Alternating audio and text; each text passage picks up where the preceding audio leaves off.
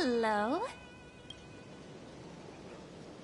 Your surprised expression is just like what the memories recorded.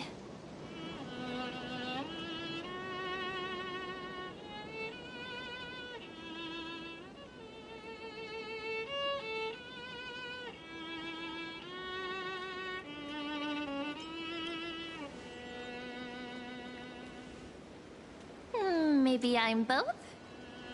Just kidding. If I had to choose, then I'm probably closer to the latter. It's pretty unbelievable for me, too. It's like I had a long, long dream. Cyrene's memories and Mem's memories, they're all tangled together. But when I woke up, there were only broken fragments left. I can't remember what happened in those 30 million cycles, but I remember what you did for this world.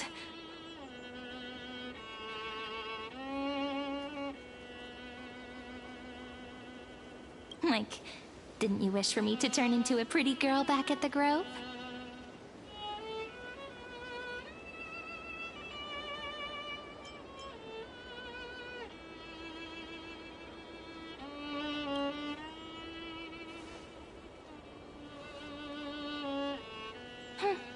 You didn't?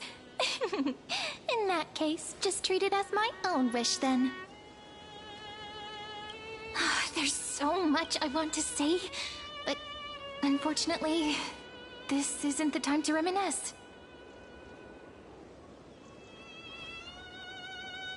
With the memories of the previous flame chase still intact, we've returned to this place at the beginning of time, so we can carry out our promise to Finan.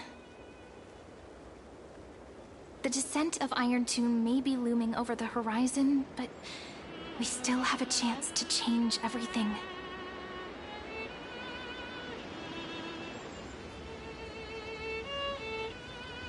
Ide Silicii is so quiet.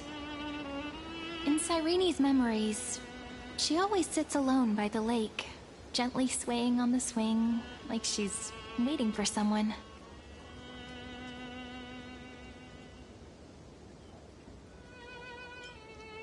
Yes, Finan too embarked on his journey because of this view.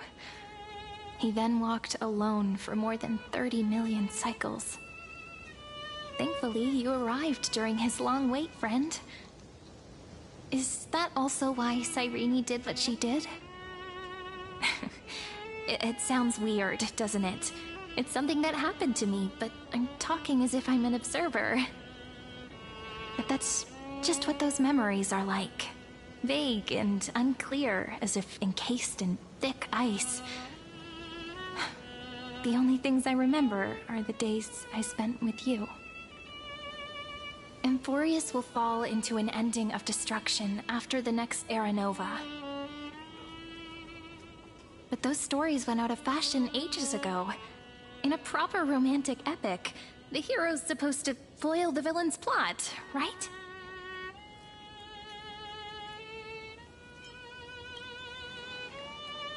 That's right. Lygus is the mastermind behind it. The one who's trying to control everything. How unforgivable. But I still feel a bit anxious.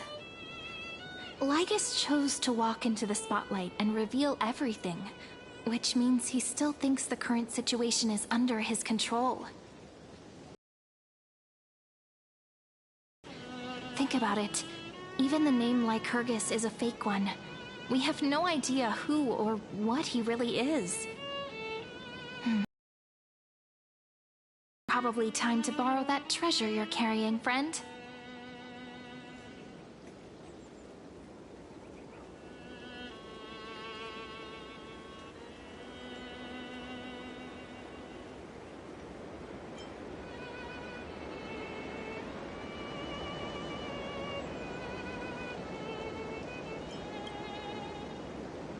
Wouldn't that be a waste? Danheng specifically said not to let you use that power. Please don't take that risk. I'm talking about the chronocognitive anchor. Didn't that Intellitron friend say, when required, it can also serve as a bridge for communications between the internal and external world? ID Silicii is a little village enclosed by time. We might be able to contact the outside world from here. Why don't we give it a try? We should at least tell our friends from beyond the sky that you're still in one piece. Firstly, we need to find a well-hidden spot.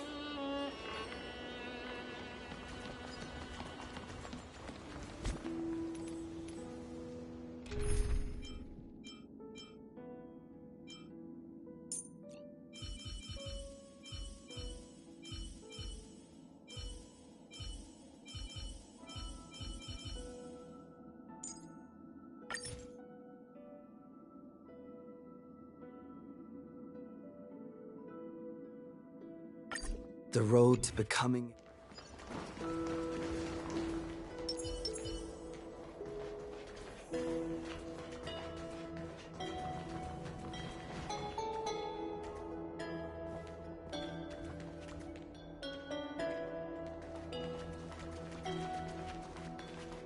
It's super quiet here.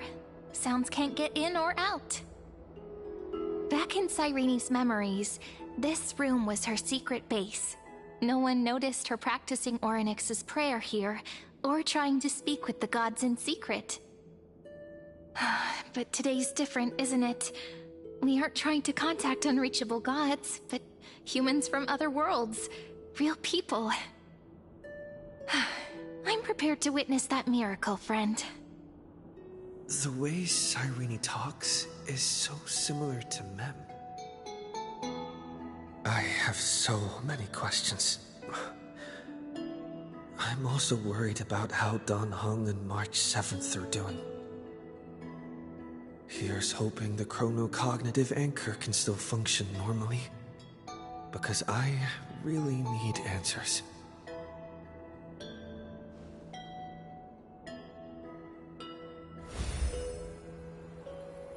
Signal strength, 14.8%. Dialogue window, 16 minutes 22 seconds. Prerequisite, no external interferences. We are very glad to learn that you're safe.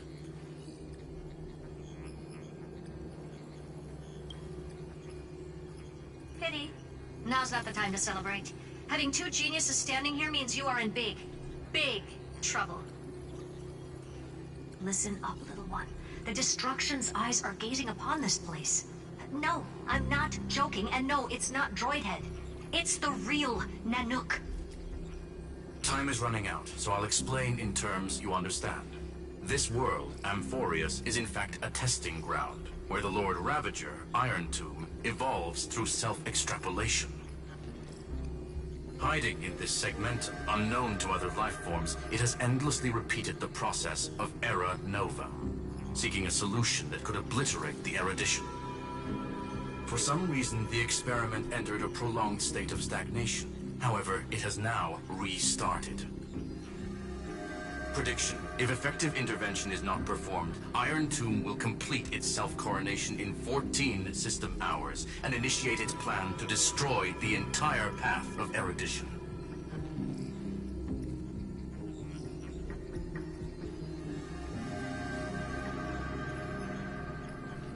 The possibilities are endless. Breaking down interstellar communications, destroying the synesthesia beacons, returning cosmic civilizations to the Dark Ages, or even starting the third anti-organic war. Any of it would be able to bring the cosmos to its knees.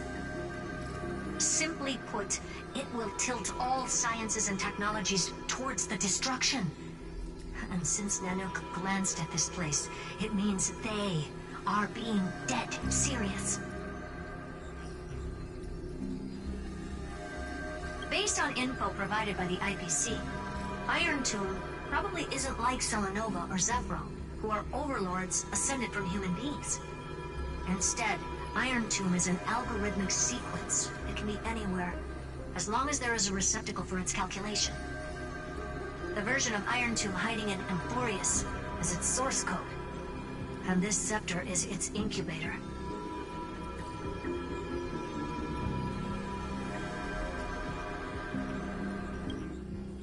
Yep. Think of it as the program having reached 99.98% completion already. And then it's over. Something in the shadows has been driving everything forward. It's the Observer named Lygus. Speculation. He's the Scepter System's administrator.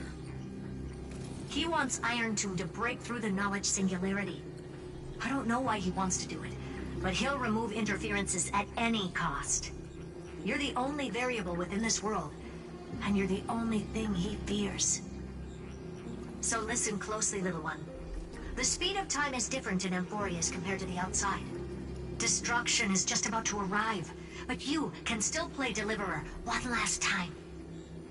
The cycles have already been broken. You've entered what is theoretically the last cycle Amphorius will ever be able to run.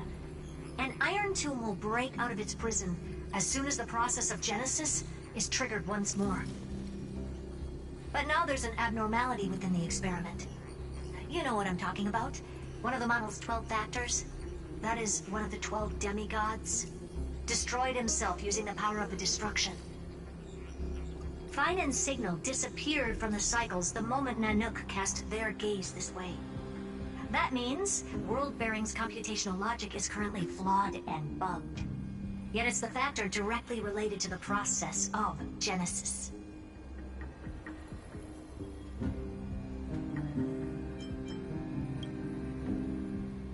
That old Intellitron will definitely do all he can to debug this error.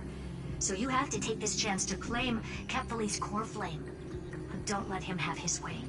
The key to suppressing Iron Tomb lies in whether he can rewrite the purpose of Era Nova. There's one more preparation we must make. Lygus's behavior has been quite abnormal. He's never interfered in the actions of Titans or the demigods throughout the whole experiment. Deduction. The Scepter has an extremely strict autonomous protocol, restricting even its administrator. In Amphorius, this ultimate protocol goes by another name. The Law Titan, Talanton. Law. They are the rules that restrain all things in Amphorius, and it was the core flame returned at the very beginning of the last flame chase journey. Why do you have another little pink one next to you? Huh? Her path chart is... Is there something wrong with me? Never mind. Let's get back to the topic at hand. Light calendar 3960. Month of balance. We'll be locking onto this time period to find Law. You can either meet the Titan, convince the demigod, or take the core flame by force. It doesn't matter what you do, so long as you bend it to your favor. We still haven't figured out how you and Don Hung got inside this world. So influencing protocol is currently our best way to stop Lygus, or to call for more reinforcements into this fight. Once you've got Law in your hands, we'll discuss our next steps. Make sure the core flame doesn't fall into enemy hands. Herta, the firewall's interference is getting closer. Time is running out. Please ask any questions you still have as soon as possible.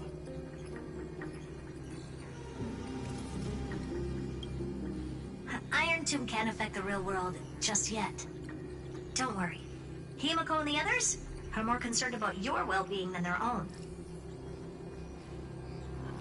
Mr. Don Hung did not enter the new world with you at the end of the last cycle. Known. The flow of time inside and outside Amphorius is not identical.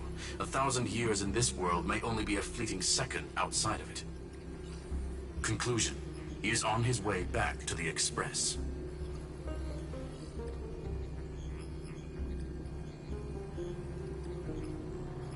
Miss March's situation is rather complicated. Madame Herta and I can detect her signal, but cannot ascertain her location. What we can be sure of is that she's still in Amphorius. Don't worry about her. She's absolutely chock full of mysteries. Even if Amphorius explodes, she'll probably float out perfectly protected in a nice thick layer of ice. Worry more about yourself instead. I believe in your capacities. The hands of the Trailblaze can create miracles. and will certainly be able to snuff out the flames of evil. I'm not going to give any motivational speeches. I just hope you bring good news the next time we meet, little one. No, not little one. Deliverer.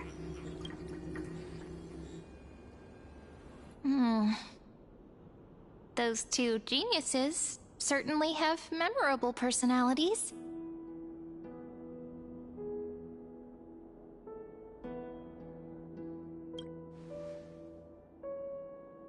It feels weird.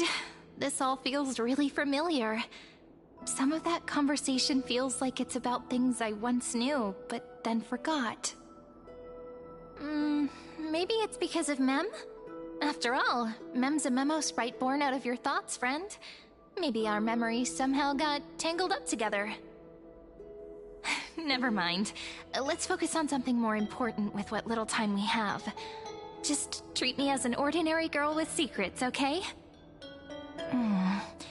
Like calendar 3960. I remember that Talantin had already fallen by then, and the Chrysos heir who inherited that core flame is named Saridra. That's what's recorded in history, and the period we'll be heading to. We'll need to find Law and stop Lygus. So, we've at least got a solid direction, right? Can you give me a little bit of time before we go? I want to pack some stuff. There's so much more I need to take care of in this form, and I'm still getting used to it.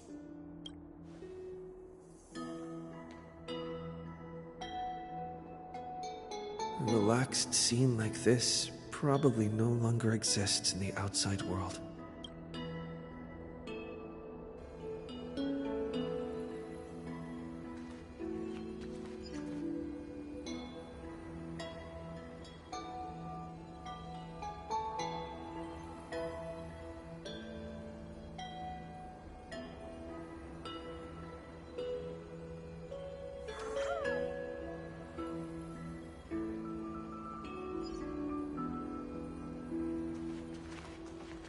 This is important, and that's also important.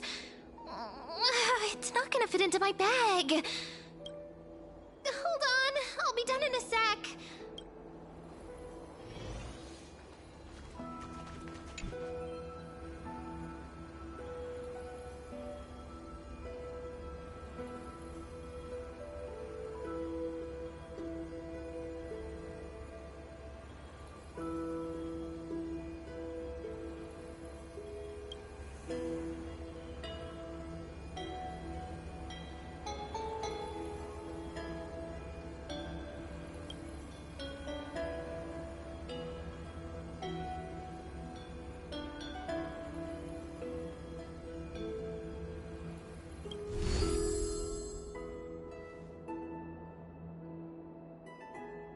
Should I head to the attic to wait for Cyrene? Or should I have one last look at ID's Elysiae?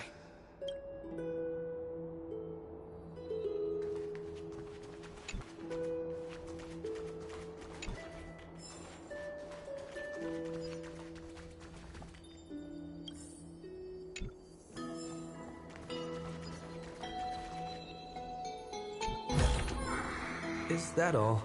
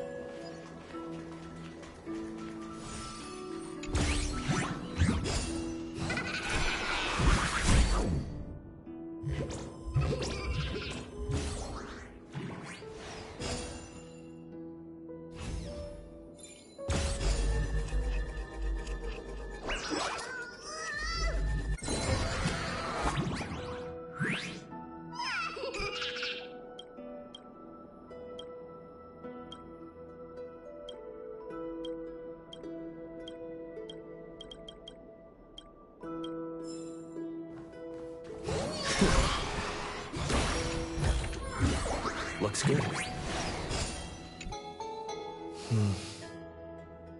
This village is where Finan's life started. After 30 million cycles and 30 million failures, his burden is now in my hands. He said I will be taking over the responsibilities of world-bearing. But what does that mean? Becoming the new Kevali? Or forging a completely new path?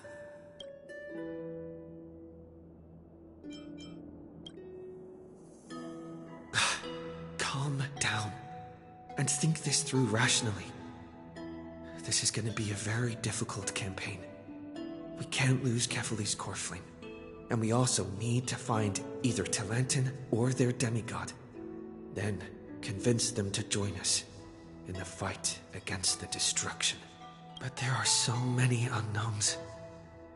We don't know what Lygus might be doing, and we'll have to face Iron Tomb after dealing with him. There's also Cyrene. What exactly is she? There are so many questions. I'll have to take it one step at a time. But I must make each move very carefully, because every decision could potentially impact the end. Herta and Screwlum's help might be crucial. Thinking hard over there? I finished packing. I decided to just bring these few things in the end. See? There's a journal, a quill pen, and the ceremonial blade of the Priests of Time. Holding it calms me down for some reason. The scent of the black tide is now calm. Finan must still be fighting them in some way. This will be Amphorius's final flame chase journey. But it won't be the end of us. It'll be the beginning. Friend, are you ready to become a hero?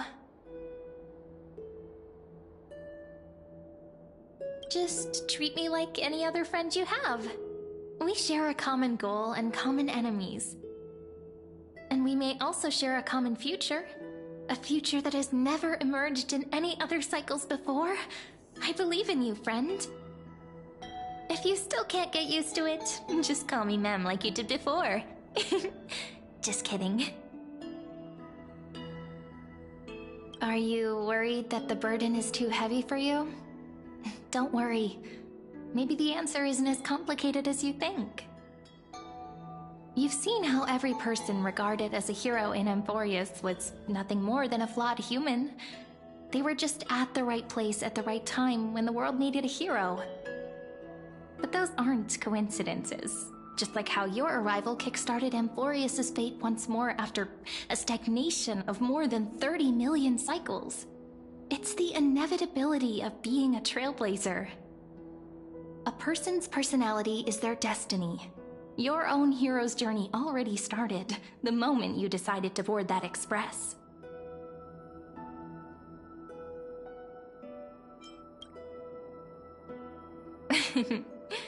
Stand with me? That does sound very nice. Why don't we take everyone with us? I believe in you, friend. We'll never be alone, no matter what awaits us. In other words, since you've already saved so many worlds, friend, you should be used to being called a hero by now. Maybe you can tell me those stories as we travel. That way they can become our shared memories too. Let's trailblaze onward like before and create a future that's worth being remembered.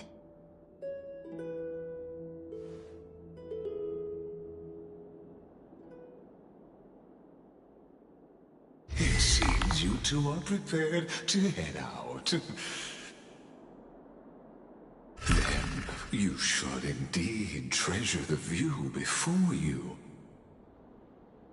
For you do not have much time left to enjoy such solitary delights.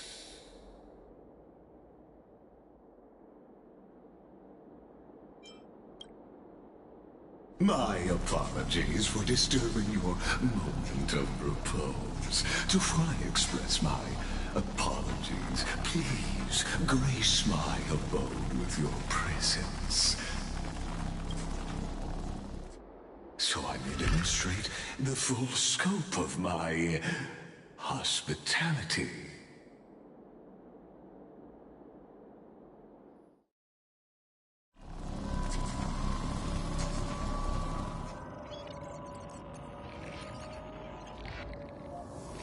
What is this place?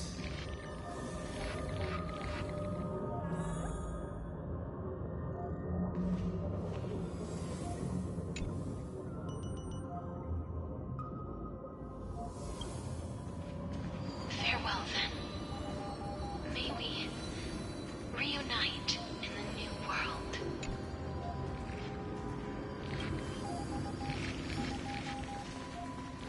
All shall bid farewell to one, and that person alone will witness the miracle. The light of the Dawn device never fades. Kephal's protection has no end. After I cross this river, it will be a tragedy for mankind. But if I do not cross, then it will be the end of me.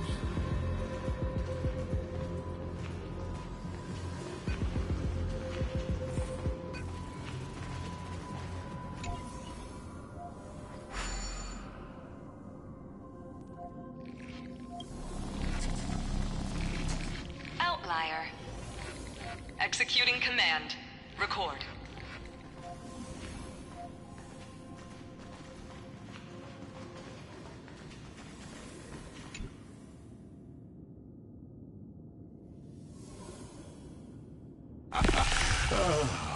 Did that startle you?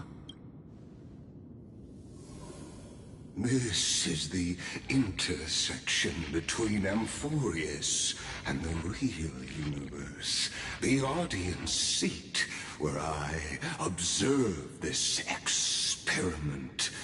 You can also call this location the Exomyth. What you see is the true form of the eternal land and the 12 demigods after they've shed their disguise of legends. Doesn't it look marvelous? Amphorius is like a microcosm of the cosmos. People love to portray the romance of the starry skies, but their tales often forget a different and far more truthful type of universe. The moment ancient Antikytherians sketched geometric shapes on the sandy beach and recorded the first numerals and symbols on parchment, the universe turned into a silent equation flowing under the pen of these relentless decoders. Erudition. It was once the mother tongue of the Creator, the pen of divinity, and the first lyrical verse ever written by free will.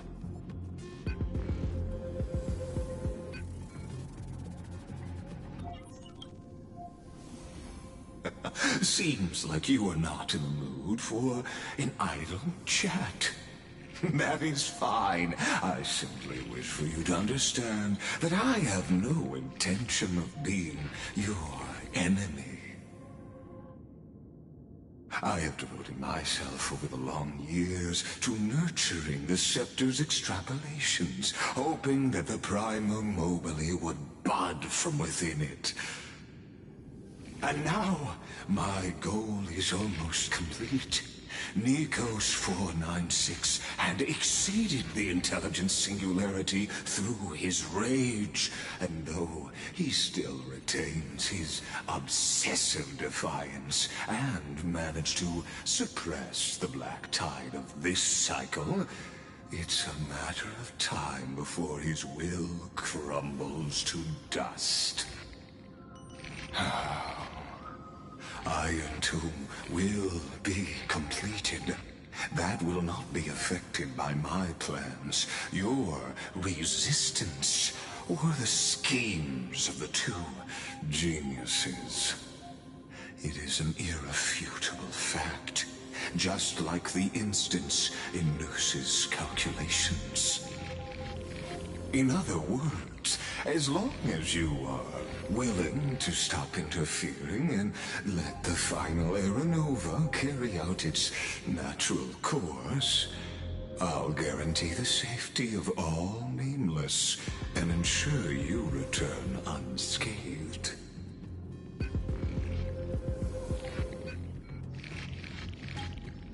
You've always had a choice, my lord.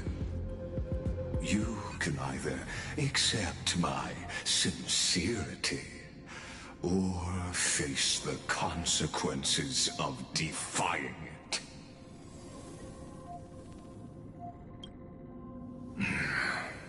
They've always been the product of the experiment, so naturally, they will perish when the experiment ends.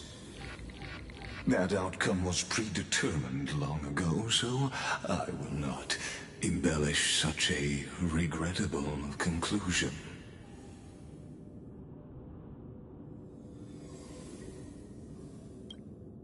Ah, yes. I am aware of that esteemed lady's whereabouts. Her real identity is quite astounding.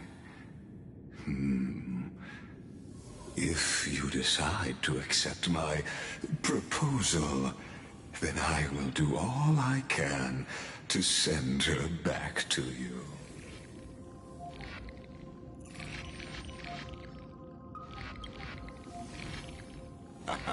You are indeed worried about your safety and that of your companions.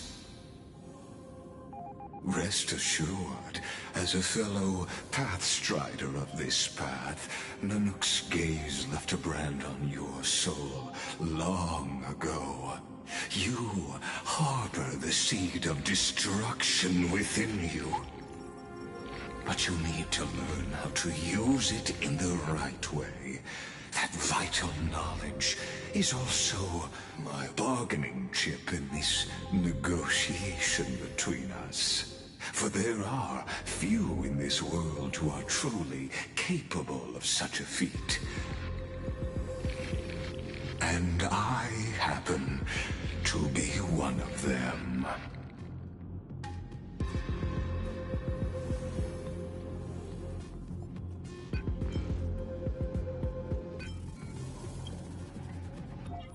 Someone who wanders the stars.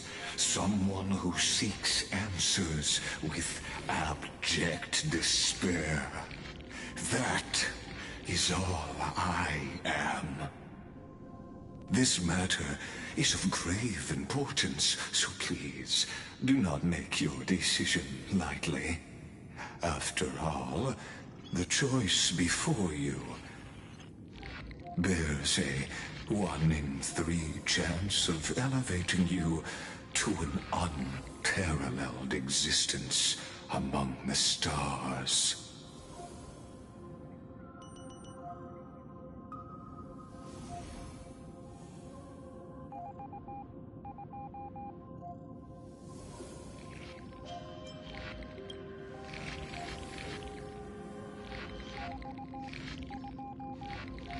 I now see the full scope of the determination in your words. You may now continue your travels.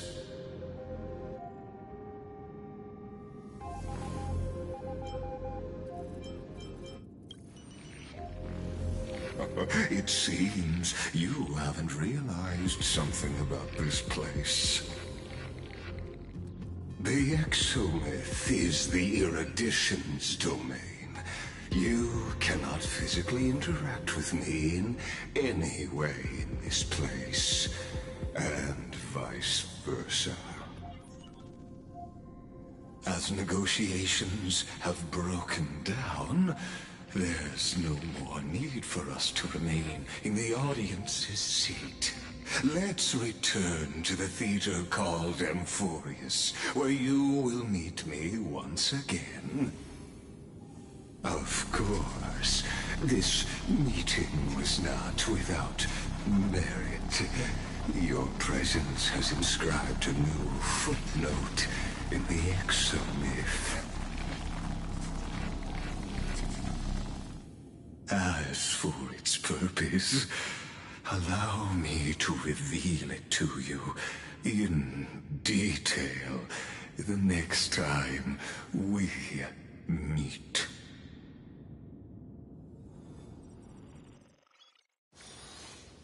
It.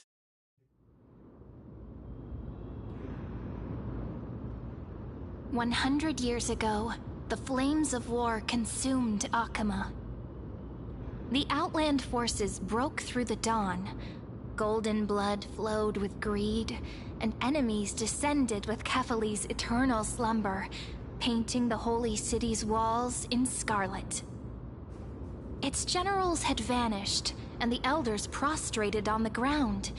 The throne of worlds kept silent to the pleas of the people. Until the heaven and earth cracked open. Not the gods answering the people's prayers, but a legion rising from the sea of blood.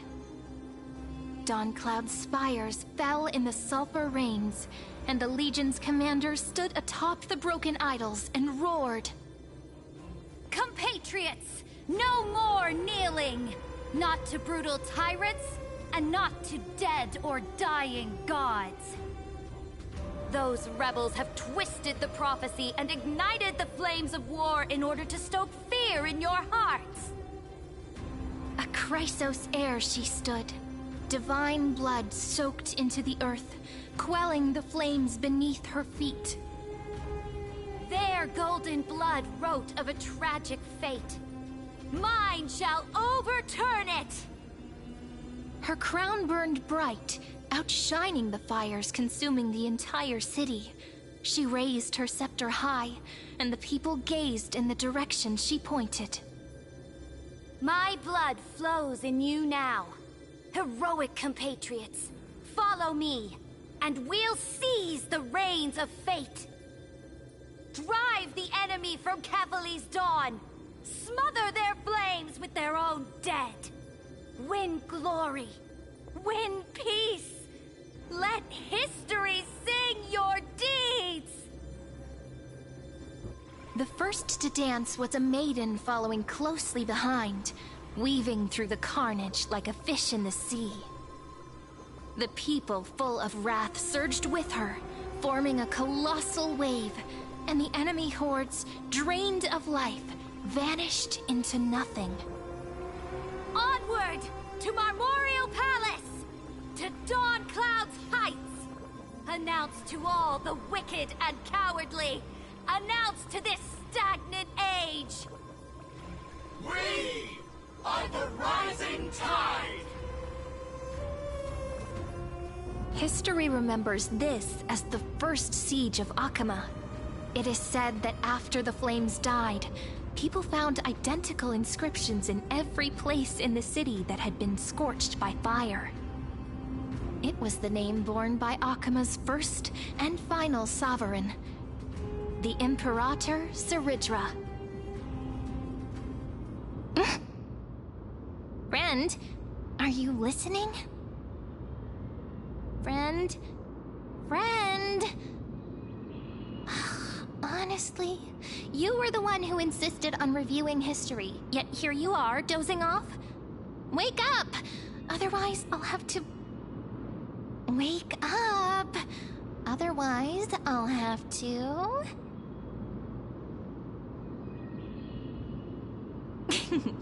Awake at last? I guess I won't have to use my wake-up magic on you then.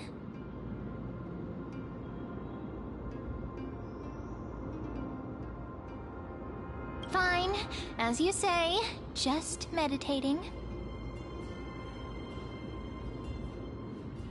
We've arrived. A familiar place. The Temple of the Three Fates.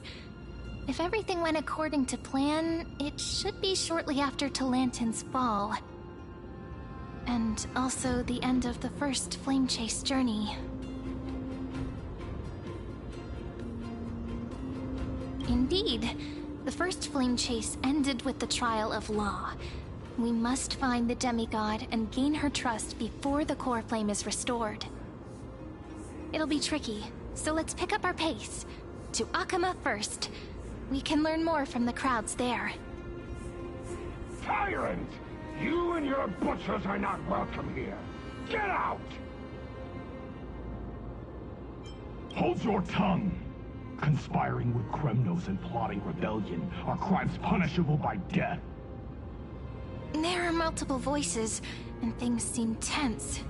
Let's not get caught up in any trouble. Why don't we find a place to hide and observe from the shadows?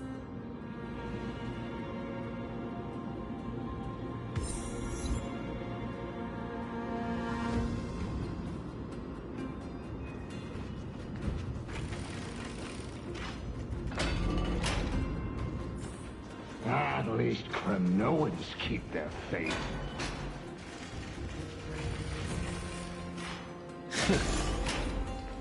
Wait, isn't that...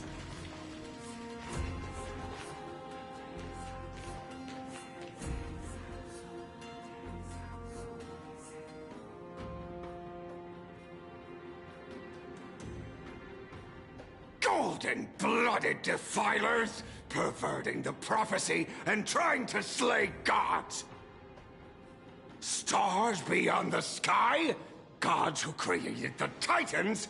What kind of nonsense?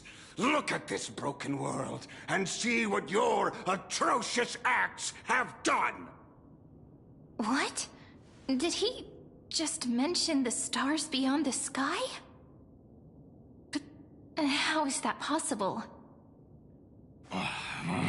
You impudent! Dux for Goris. We're here to welcome the Deliverer from beyond the sky. Stand down. Heretic! No one but the great Talantin can deliver this world from misery! I ask you, if the old laws were so perfect, why did they crumble beneath my feet? You...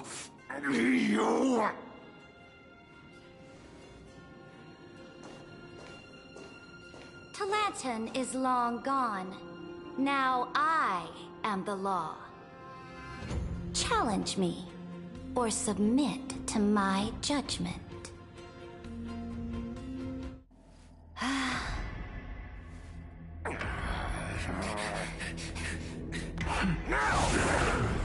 Silence!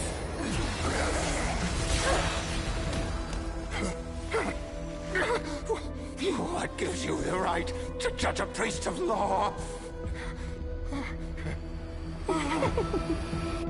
That's because... I came. I saw. I conquered.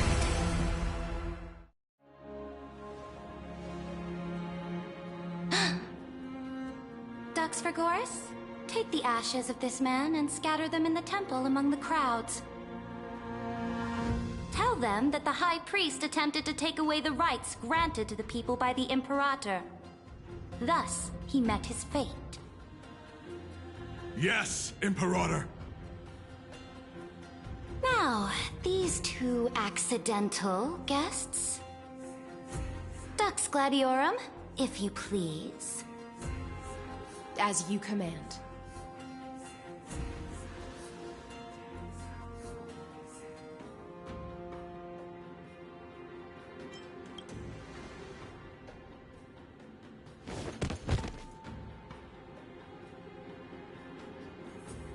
Huh? Is this... Correct, but not the kindness you know. This is the leader of the Cleaners in this era. Since the start of the Chrysos War, they've made it their mission to wipe out the Chrysos heirs.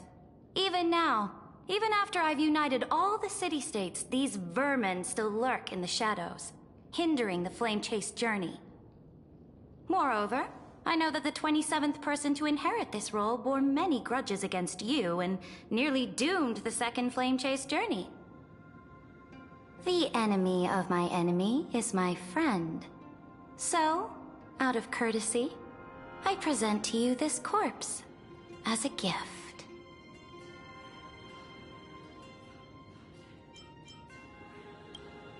Careful. Let's wait and see what happens. She's probably trying to scare us.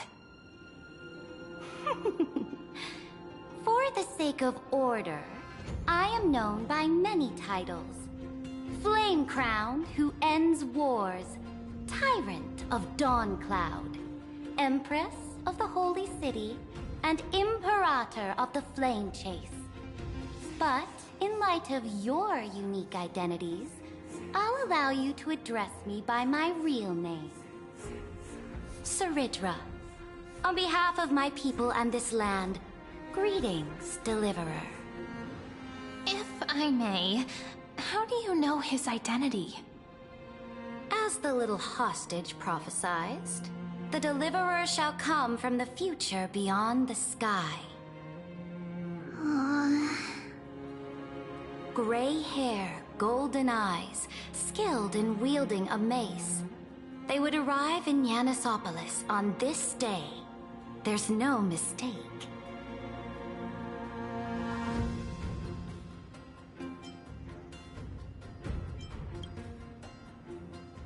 Your orders, Imperator.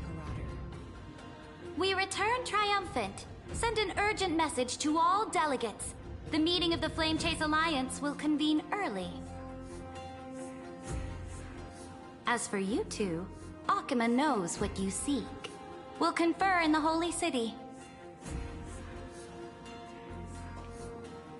Doubtless you have many questions, but save them for later.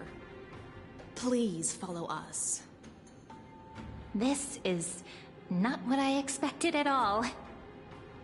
The demigod we needed to find was just waiting for us, and she knows of things beyond the sky, even eons. How could this be so different from the previous 30 million Amphorius cycles? Who altered history?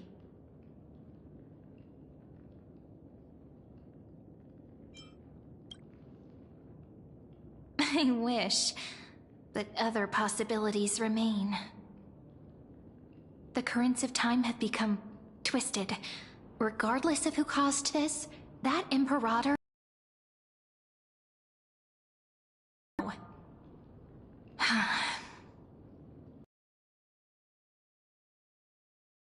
Go with them to the Holy City. We've received the Imperator's favor. People of Akima will certainly respect you more. Just put that to good use, and add a bit of your experience and charm. Should be easier than last time, right? If we figure out what happened in this cycle, we'll be able to turn things back in our favor.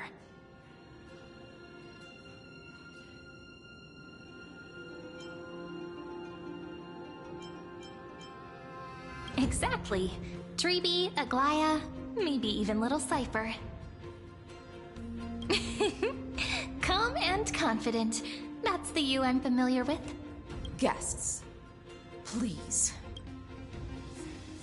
The journey to save the world starts with a single step. Let's set off, my friend.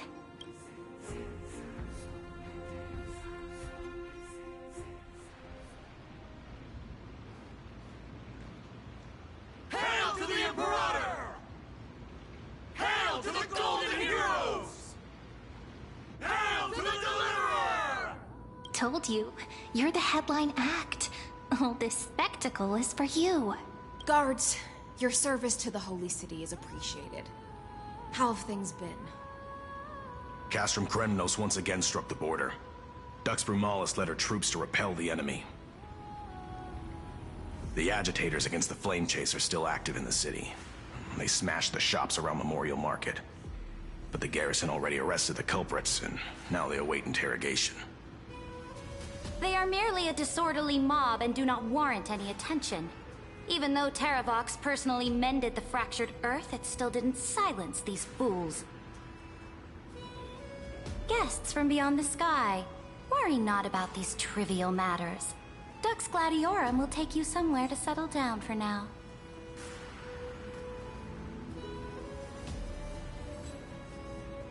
Please allow me to belatedly introduce myself.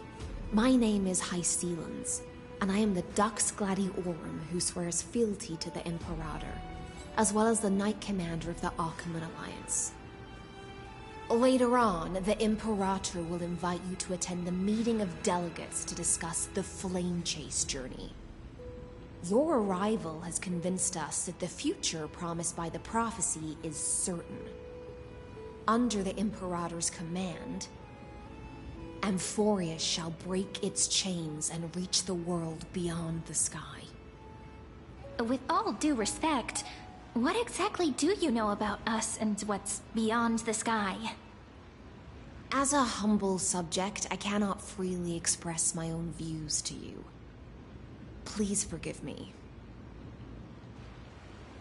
I knew it wouldn't be that easy. Time waits for no one. Please come with me and rest now before the meeting later. Achaema, under the Imperator's rule, is no longer in the shadow of war. Indeed, Dawncloud stands as the hero's residence.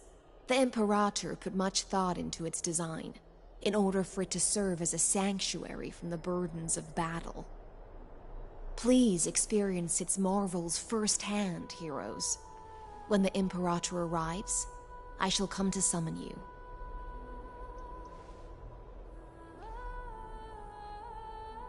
Hyselans. No wonder she's the Knight's commander.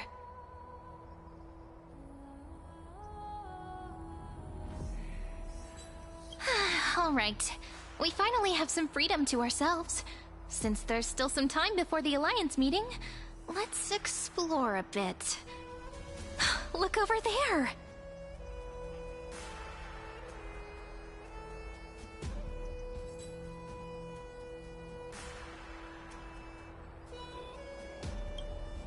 Not the ones you're familiar with. But the hearts of heroes stay the same in every cycle, never changing.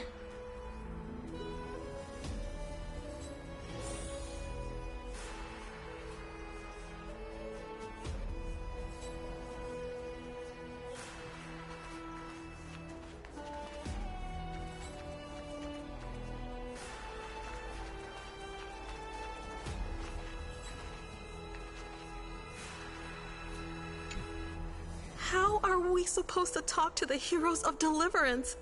What if they're really intimidating?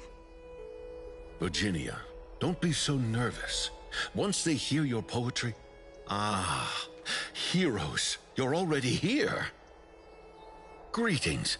I am Apollonius, the Dux Helcolithus, one of the 5 sages of the Grove of Epiphany, advisor to the Flame Chase army. This is Virginia of Castrum Kremnos, the Dux Carminum and imperial scribe of the Great Imperator. Hello. I'm Virginia. I compose poetry. I'm Serene from ID Silicii. This is the Deliverer. Nice to meet you both.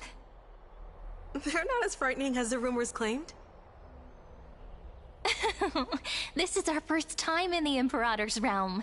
Achaema is even more magnificent than we imagined. If you all weren't here to look after us, we'd be completely lost and confused. The Achaema you imagined is long gone. Under the Imperator, this city has been reborn as the capital of the world. Bask in her free-spirited winds. For anyone who fulfills their duties to the Imperator, these winds shall forever remain at their service. But what if... Those who are loyal do not need to consider the consequences of betrayal. But if you're curious, why not head to the lake and take a look? Those elders who lie at the bottom of the lake are the best example of what happens when you disobey the Imperator. The elders of this cycle were all... Looks like that priest who was sentenced to death wasn't an isolated case.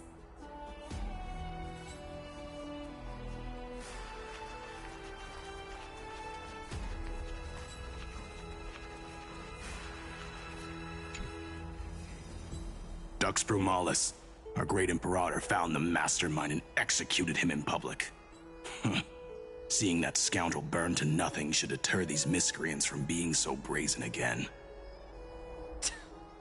So the great Imperator isn't afraid of getting her hands dirty? What a ridiculous display. What do you know? No matter what sins the people commit, they are still the Imperator's people, and it's only right that they be judged by the Imperator's own hand. Our distinguished trespassing guests.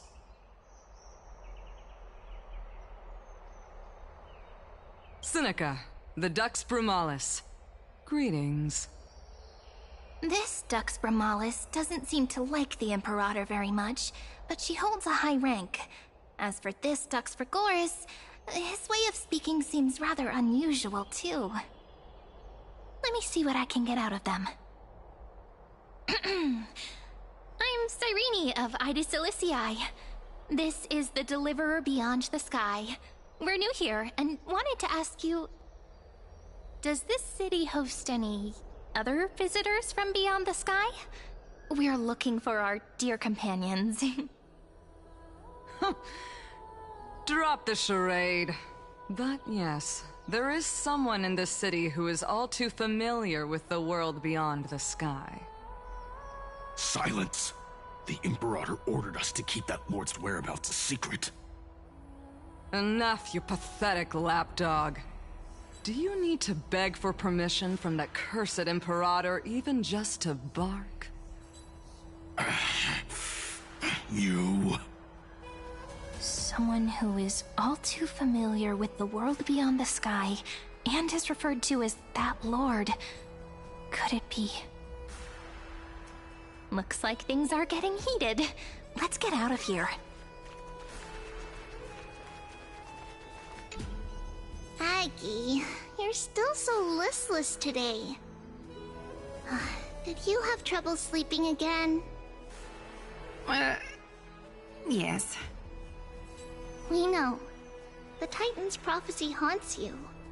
If you want, you can talk to us, just like when you were young. No matter what, we'll always remain by your side. I know. I also understand that fate cannot be changed. It is not the future that I worry about. I spent all last night weaving clothes and linen for the refugees. The Chrysos War is born of injustice and has shattered their dignity. They deserve at least some basic decency. If Amphorius one day abandons this, then all of us, commoners, Chrysos heirs, Titans, become no better than beasts. Oh, we have guests. Welcome. I am Aglaya, the Gold Weaver. These rags on you are not worthy of the title of Deliverer. I must prepare some proper attire for you.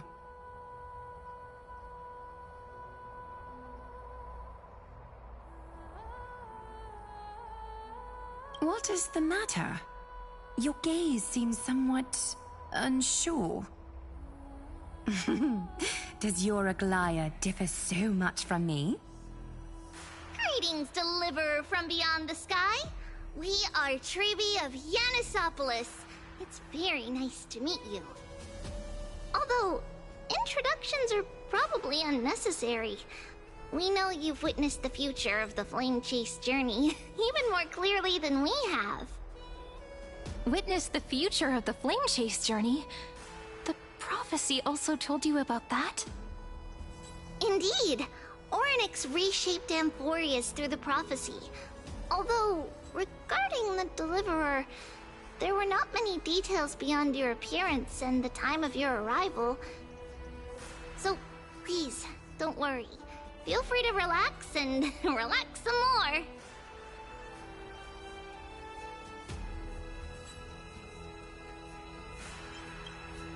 Kefali issued prophecies too, but it was Orynyx who told mankind that the Deliverer from beyond the sky would descend upon Amphorius.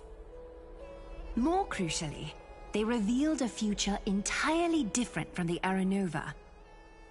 Though we still must challenge the gods, in the Time Titan's prophecy, this path leads not to a new world, but to the true starry skies. This is also what the Great Imperator has been striving for all her life. Your arrival further confirms everything. This can't be real. Even you find this surprising? Fate really is unpredictable. Perhaps the upcoming meeting will hold even more surprises.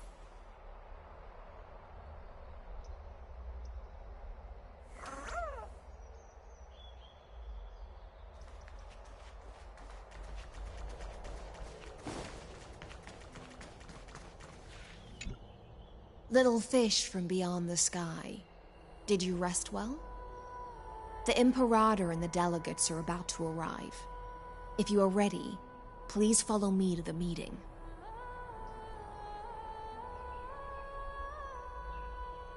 I'm the Knight Commander of Akama, General of the Flame Chase Army, and the Imperator's servant. But beneath these shiny scales engraved with complicated titles, I am just a swordfish at the Imperator's side. As you've witnessed, she is the Empress of Akama, the one who ended the Chrysos War and the leader of the Chrysos heirs. As merely a humble subject, I cannot say more beyond this. The Chrysos heirs here constitute the elite among the Flame Chase Army.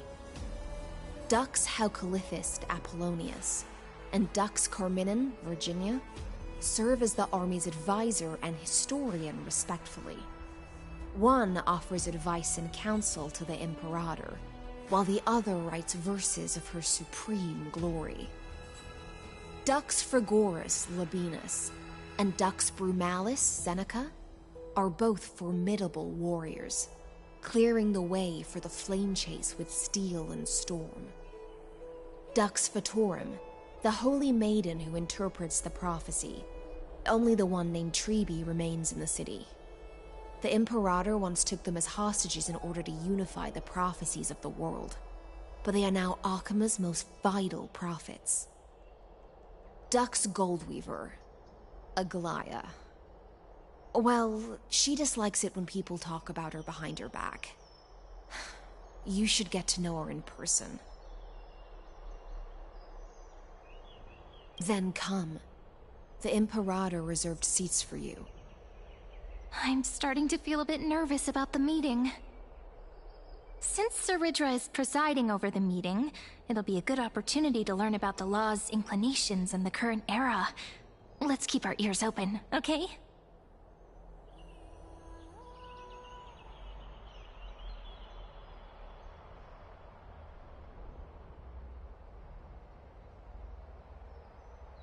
Good sir from Paphos, what do you think the Imperator is planning calling this meeting so early? My homeland can't endure anymore. Who knows? First, she wants to hunt Titans. Now she says there are even greater calamities. Her madness is the greatest calamity. Exactly. Chrysos heirs, deliverers. What about us ordinary folk? How much are we worth in her eyes? Things feel pretty tense here. The history books said that the Imperator aimed 3 cannons at Dawncloud to make all the delegates obey her. Will history repeat itself in this cycle? Yes. Similar acts have occurred, and not just once. However, whether history will repeat itself, you'll soon see. Those are the 2 spots reserved for you. Please take your seats. What is that again? Look, we're starting what we were talking about before. What Can't is we stop? So it turns out. Ladies and gentlemen, silence, please.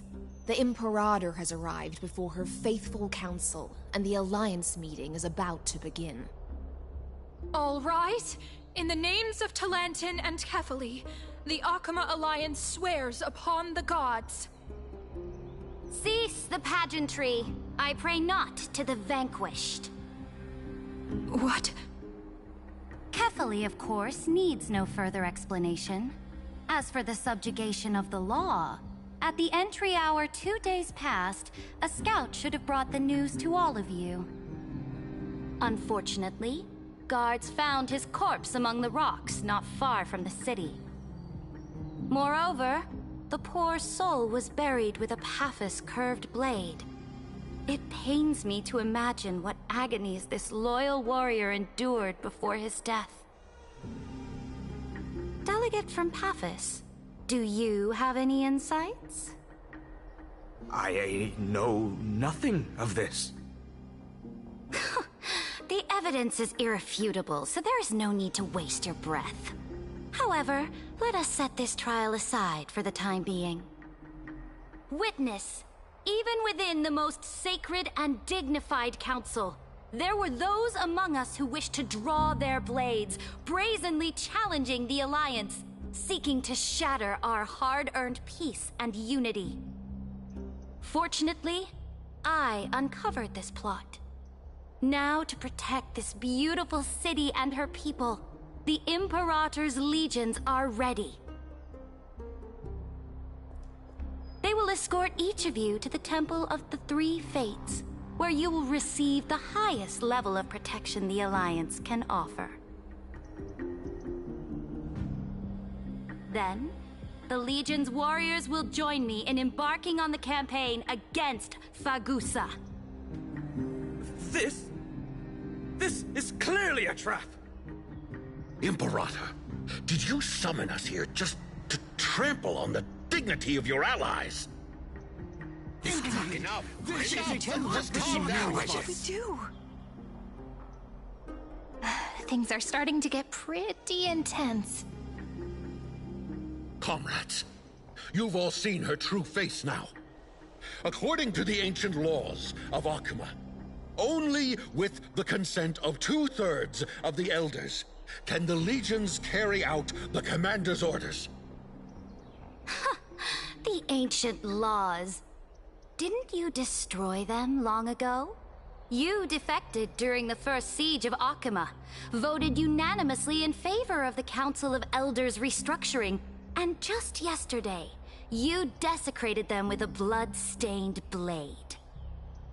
The decaying old laws fell with Talantin and are no longer deserving of respect. But if you still insist on proclaiming yourselves defenders of the law, then be silent and offer up the highest respect to this core flame in my hand. That really is the core flame of law in her hand. Since there are no objections, then the original agenda of this meeting, the campaign against Fagusa, is hereby passed. The Flame Chase Army's hunt for the Ocean Titan begins today. In order to prepare for war, all allied city-states must surrender command of their militaries and pay all war taxes by the end of the month of Evernight. At this moment, I would also like to introduce to everyone the newest honored guest to join our alliance. The Deliverer, revealed in the prophecy of time, has descended from beyond the sky. With his aid, we shall shatter the chalice of plenty and return Fagusa's core flame to the holy city! Deliver him! Please save us! Stand this! Absurd. Simply absurd. A deliverer from beyond the sky. This is just like that prophecy about slaying gods. It's a lie you've used to grow your power. Ladon has already sacrificed countless soldiers, and now you want me to send even more of my brothers and sisters to be used and discarded by a tyrant?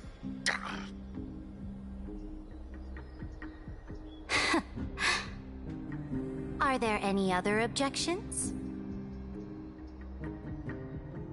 Then I bid you all farewell. Meeting adjourned.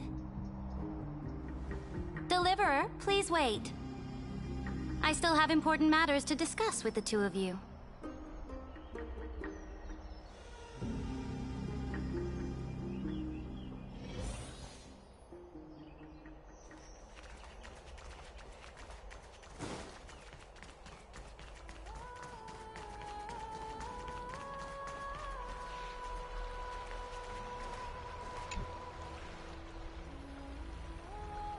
I apologize for that farce of a meeting.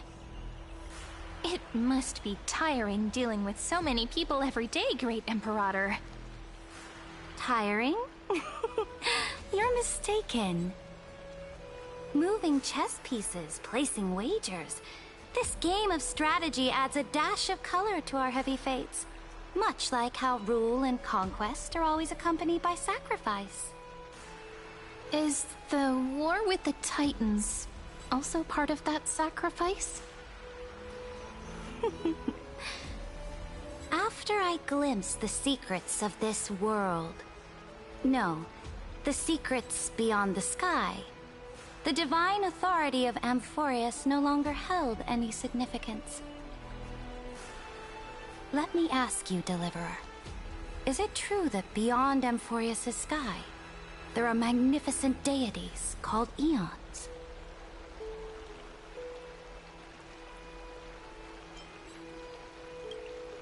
Ah, that certainly captivates my interest.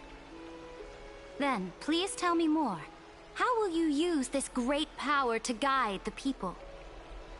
In the future you envision, where will our flame chase journey lead?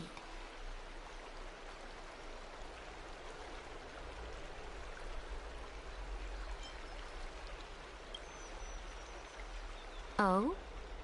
What you require now is the power of law?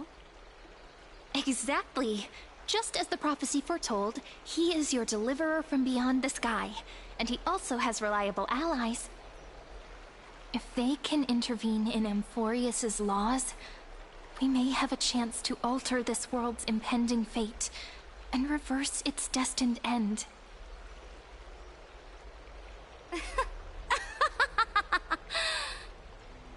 Very good, Deliverer. You have courage. To say such presumptuous things, even knowing that the inheritor of the law stands before you. You mean... In the past, anyone who dared to covet the Imperator's divine authority would have met a gruesome end.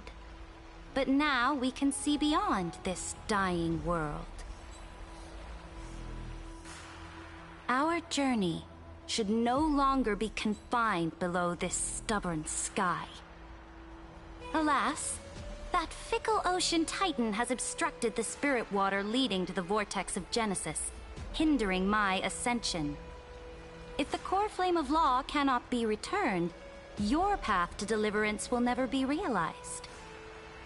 Now that things have come to this, we must resume our once stagnant journey and force the waves that block our way to recede.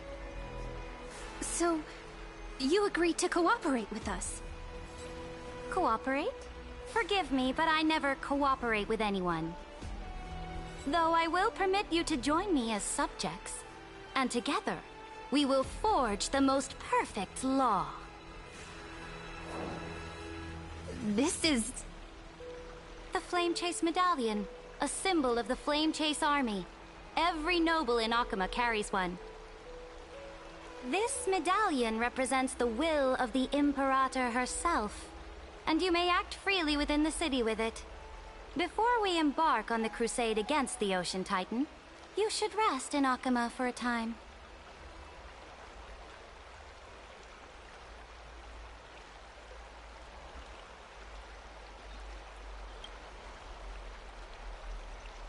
Oh? Your advice is acknowledged.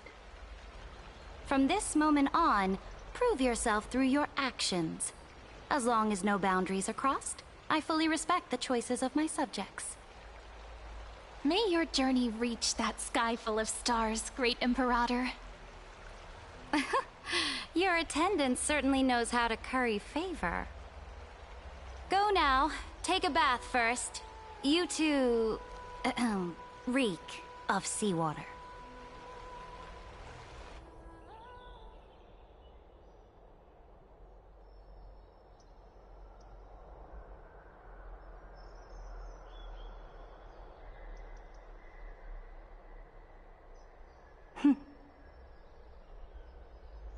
Come forth, Theoros. Yes. Great Imperator. Now, perhaps you're willing to hear my counsel.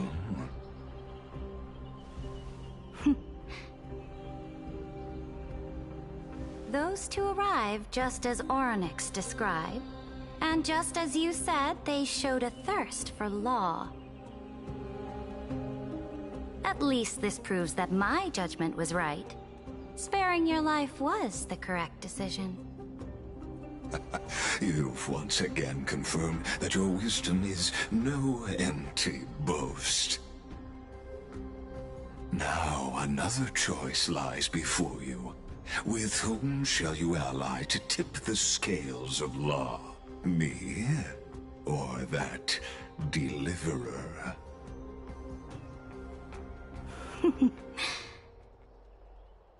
Remind me again, Antikytheron. What kind of future do these two paths lead to in your view? I shall tell you.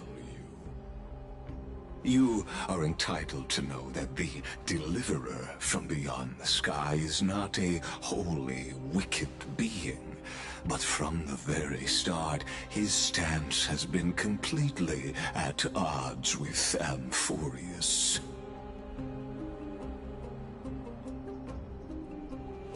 The road they have chosen will bury Amphorius' grand aspirations.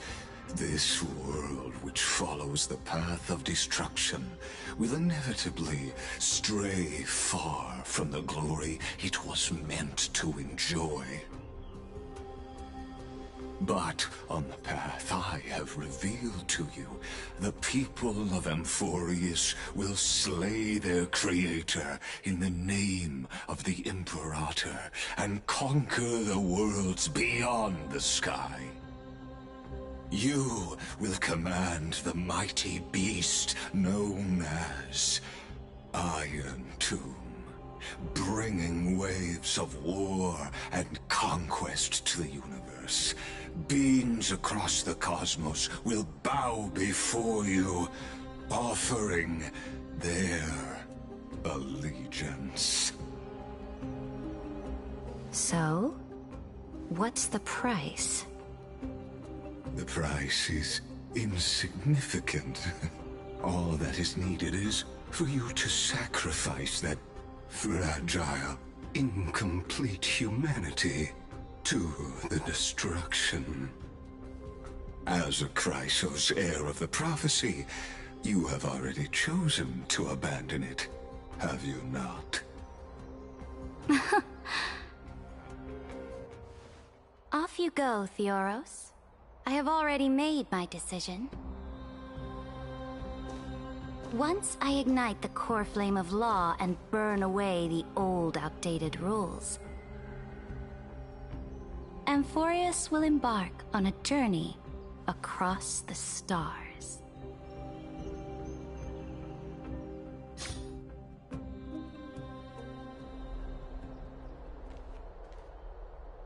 The Imperator is quite forceful. She didn't give us any chance to ask questions. And she's clearly hiding something. What do you think?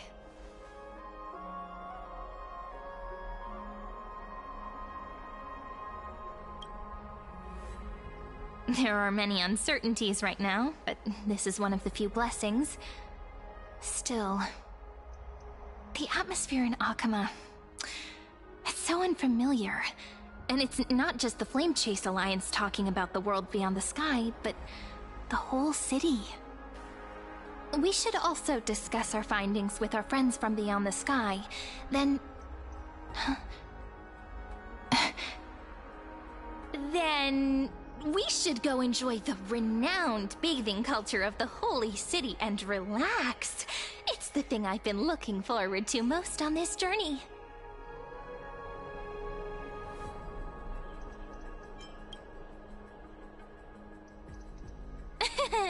Work and rest are both important.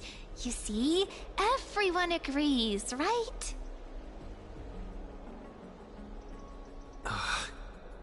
So someone's watching. Can't let our guard down for a second. Let's use taking a bath as an excuse to find a quiet corner to update Madame Herta and Screwlum on our progress. We can also check out what's happening in the city. Since the outcome of the meeting was just announced, people must be gossiping.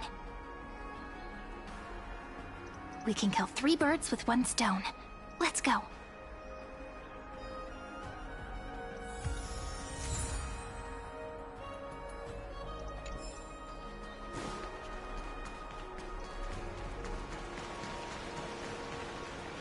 Oh, so many people! The holy city is so lively.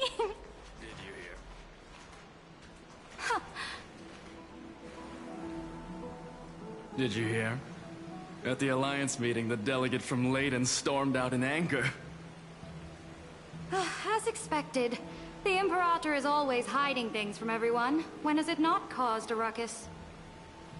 Silence! That's treason!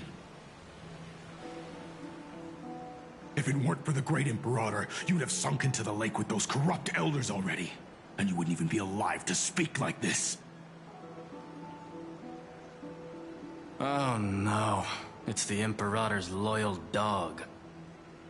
Let's go. We can't talk in front of this guy. Ugh, how disappointing. Oh, honored guests, we meet again. Looks like I'm not the only one who came to the baths to unwind after the meeting. For the upcoming campaign, please make sure to rest well. I am Dux Fregoris, a trusted officer of the Great Imperator, willing to fight alongside the Deliverer in the coming battles. Ugh.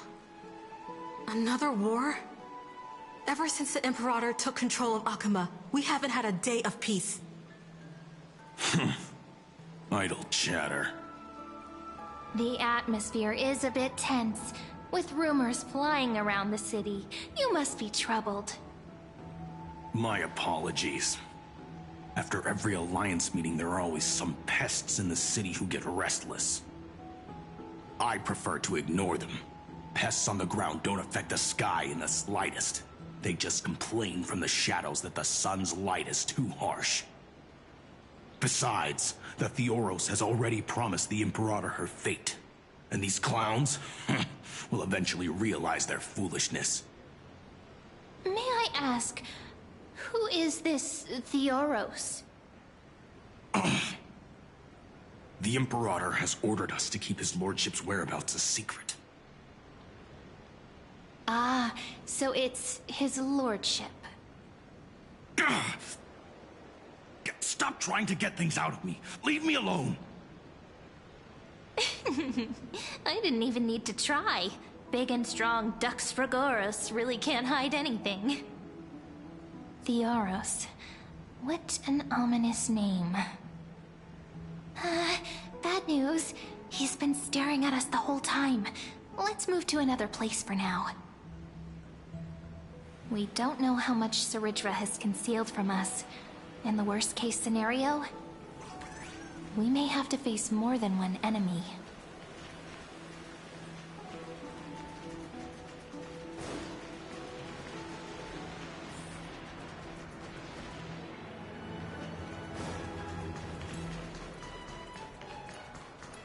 Alliance meeting? Alliance meeting? More like a cage where creatures with golden blood claw at each other.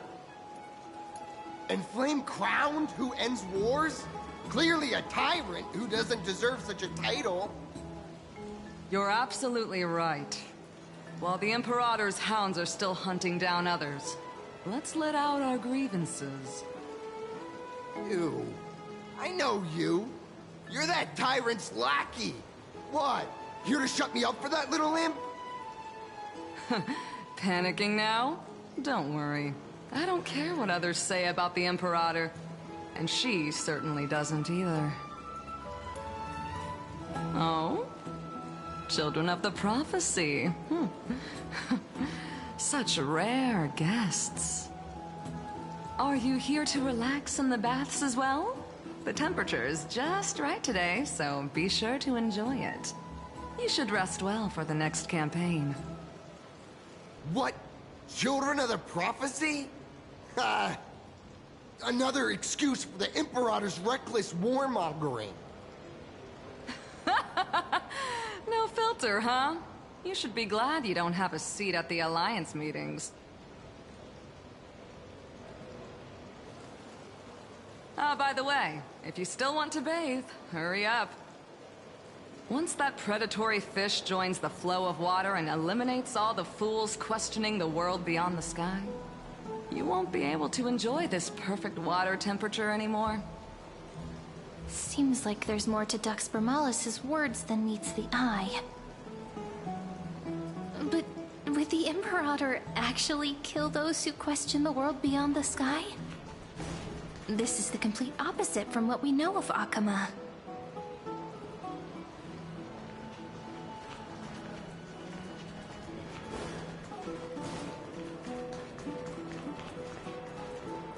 I wonder what everyone in the city is talking about lately.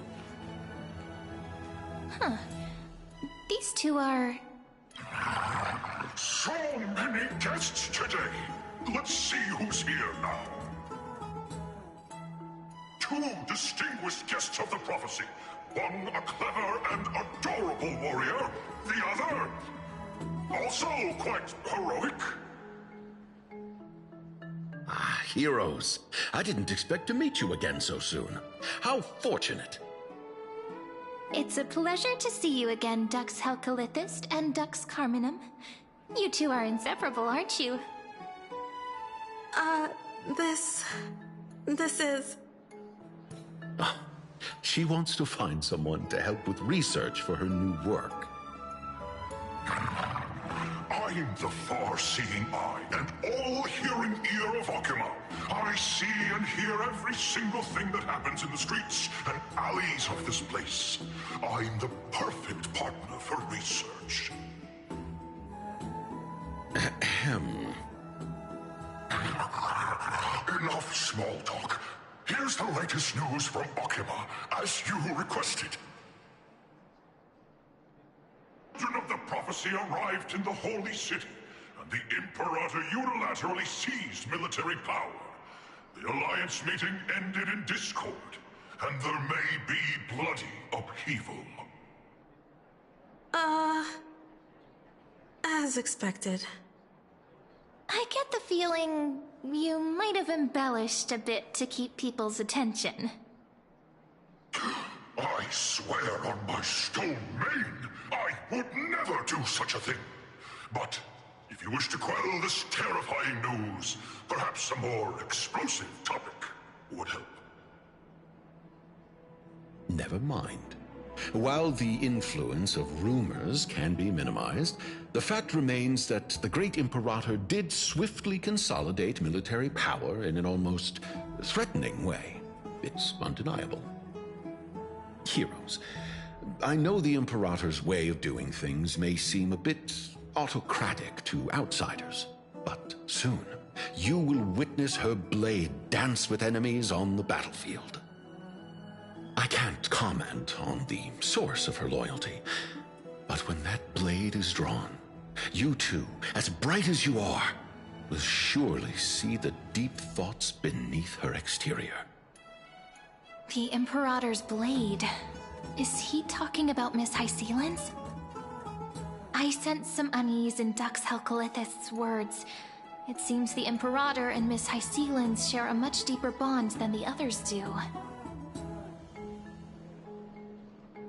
There are eyes and ears everywhere. Is there any place where we can have some privacy? To understand the Imperator's secrets, we have to get past Miss Hysealan's.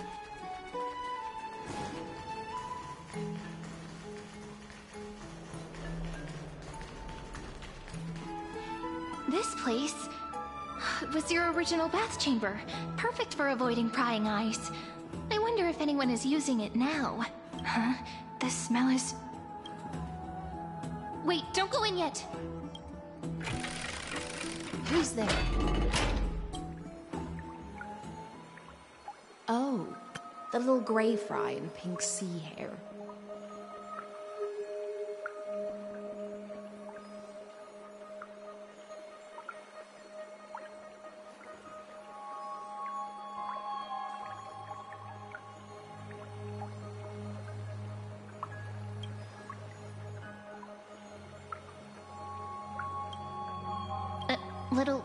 Little sea hair?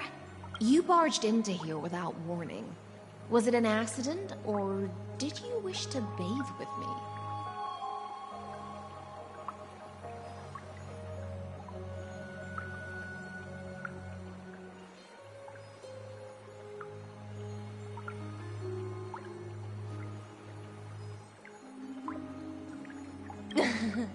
What's wrong? The Marmoreal Palace is the reef where I rest. Sorry, we didn't mean to disturb your bath. We'll leave now. It's no big deal. There's no need to panic. This is the natural state for me. People on land force themselves to wear clothes, adding unnecessary constraints. Forget it. If Dux Goldweaver heard that, she'd scold me again. All right. Please make yourselves comfortable and wait a moment. Let me first wash off the blood of the hunt, and then I'll attend to you two.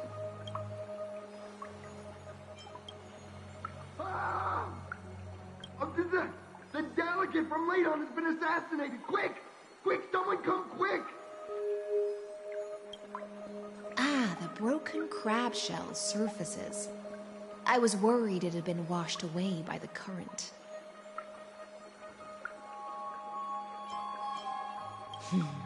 Viciousness is a form of praise to the blade.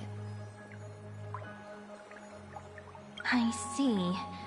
No wonder there was a faint smell of rust in the air before I even entered.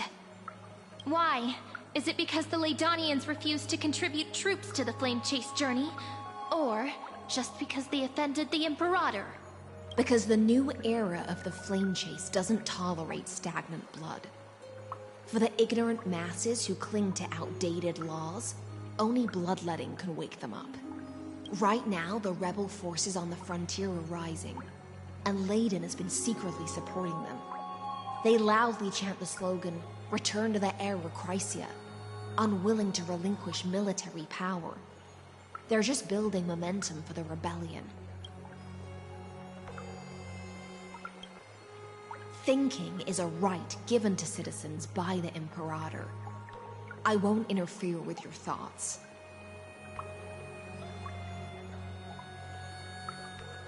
As long as you don't try to reverse the current of the times, you and I will both be free. But Miss Hysealan's...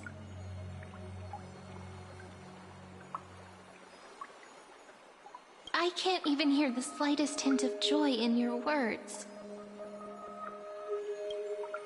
Because I've already tasted ultimate freedom.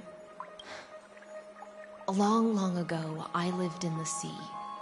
In that lightless abyss, far beyond civilization's reach, the great fish consumed the small. And when the great fish perished, their bodies became sustenance for the newborn, nourishing the whole ocean. This is the tide that carries civilization forward. Anyone may be devoured, or meet the fate of inevitable decay. are you suggesting that ultimate freedom is in fact the cruelest fate for life?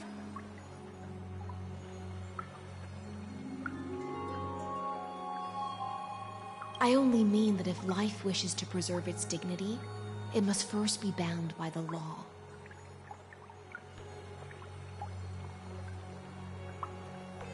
There's no need for me to say more, Little Sea Hare. We are of one mind.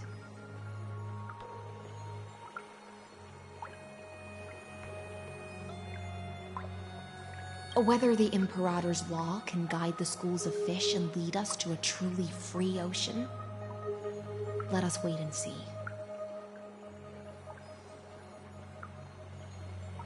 But for now, let's pause this heart-to-heart.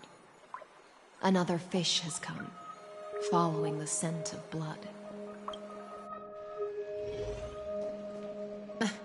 Being your subordinate is such a tragedy.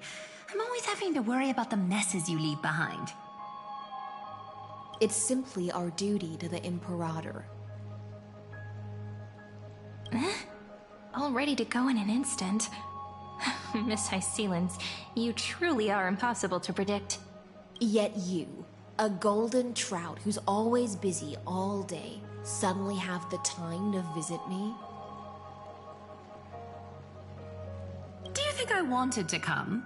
I suggest you burn some more of the incense offered by our allies, lest my creations be tainted by the reek of fish.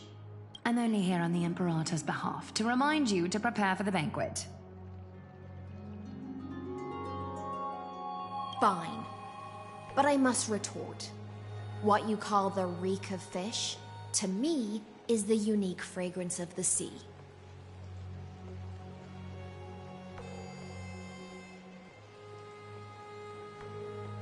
Besides, if my fine clothes get stained, won't you just gift me new ones? I won't.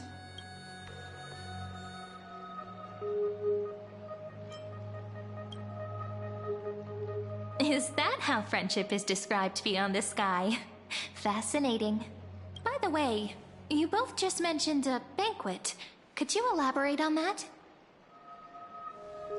Oh, right, you don't know. Every time before a battle, or after a victory, the Imperator holds a grand feast for the Chrysos heirs to lift our spirits. For us warriors who swim constantly between life and death, these feasts are more worth looking forward to than victory. A banquet to prelude the hunt for the god of banquets, and honey brew as a tribute to commemorate the ancestor of honey brew. How absurd. Don't look so grim. All has been decided. Since it's a banquet for Fagusa, why not take a leaf out of the Tidens book? Live in the moment and enjoy life to the fullest. I'm not as carefree as you. That little Dolus kitten is already causing enough trouble for me. And on top of that, I still have tailoring commissions to complete. By the time the cool flame illuminates my eyes, I might not be able to focus as I used to. Glaya's eyes. Curious about these eyes? People often compare them to jewels. But I've already made my decision to ask romance for eyes that can see everything. I wonder what this world will look like when I take the Divine Authority. In the future, you will still be the finest weaver in the world. Is this also a prophecy from the Three Fates? It's even more accurate than a prophecy. After all, he has already witnessed it, right?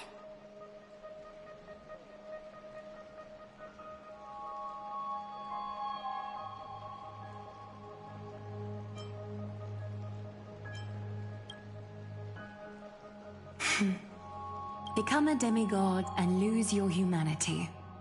That is the only reply I've received in the countless times I've sought wisdom from the prophecy. But Destiny's fragments are like stitches. Before they're threaded into splendid garments, no one can see their true charm, can they?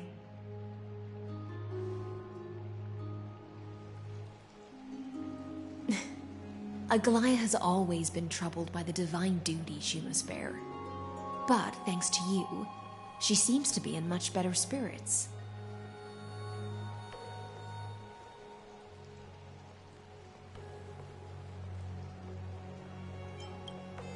Just as she knows how the spinning wheel trembles, I can sense the smallest changes in the damp air.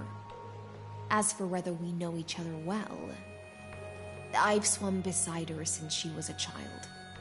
Most of the time, I can understand the whispers in her heart.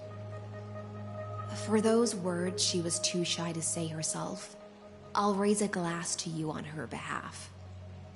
Now, I leave this bath chamber to you. Rest well and prepare yourselves. After all, every time we drink and talk could be the last celebration we have in this life. Miss High Sealance has given us the bath chamber. It seems she really does do whatever she wants.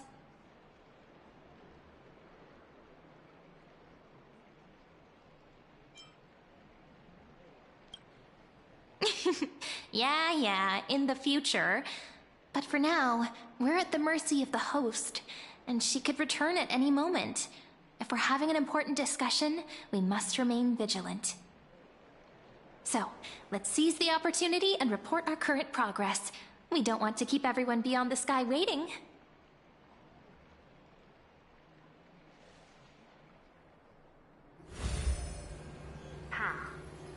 First, while that little empress with a candle stuck on her head didn't explicitly say it, she firmly rejected your request to take over the law. Fair enough. Second, Lygus is indeed in this timeline. But since he's somehow connected to that little empress, you have no way to find him. As expected. The road ahead will be long and difficult.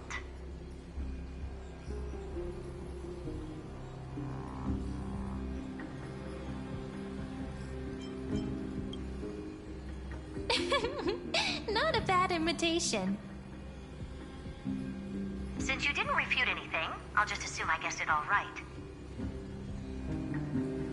We've made some progress here too, but nothing to get too excited about. Our time is short, so let me summarize. Concerning the origin of that Intellitron, the firewall he created uses Catorzane algebraic expressions. But ever since Aiden invented the 9-worded formula, this kind of mathematical logic no longer exists in the cosmos. Lygus is definitely connected to the Genius Society, so stay alert.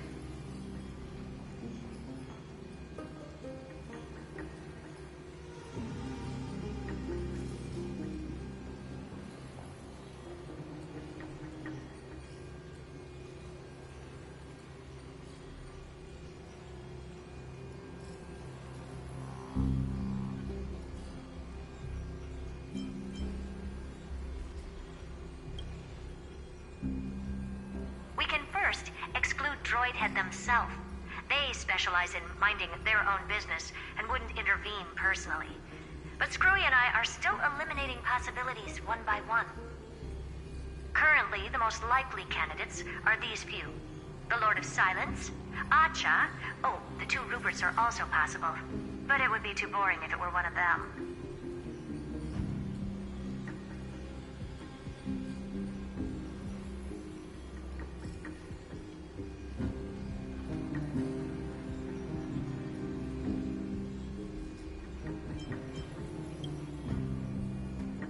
That's all I have to say. We'll depend on you to continue pushing things forward within this world. Keep in touch regularly. And remember, don't let your guard down.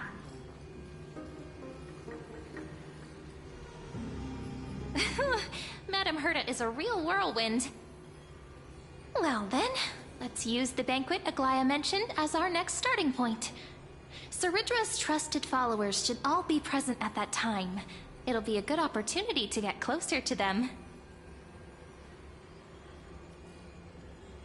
It's settled then. With our great teamwork, we'll be able to deal with anything that comes our way. It's been a long day. We should get some rest now. Yes, let's get ready for the banquet.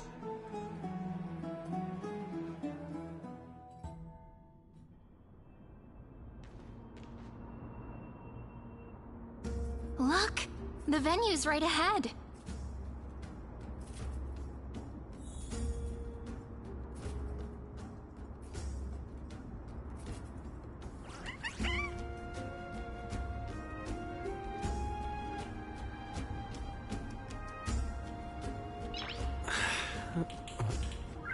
Nice.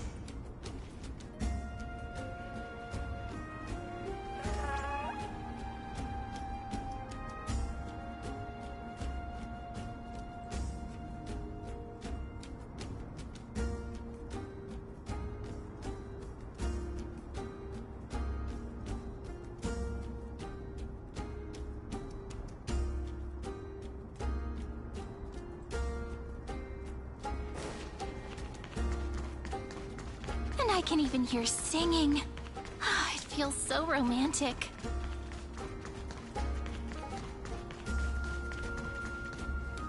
Honored guests, wait here for a moment. You must surrender any personal belongings you have on you before entering the venue. This hero always brings down the vibe whenever he shows up. The Imperator's elevated position means she must always remain meticulous and careful. Please do as I say, guests. It would avoid any unnecessary misunderstandings. I get that you don't want people to bring outside food into the banquet, but is it really necessary to confiscate the books and quill pens? Even a quill pen can become a deadly weapon in the right hands. I'm asking for all your items. All, Miss Cyrene. Your belongings will remain safe. They will be looked after appropriately by dedicated staff. Looked after appropriately? Dedicated staff? Talk about a vague choice of words.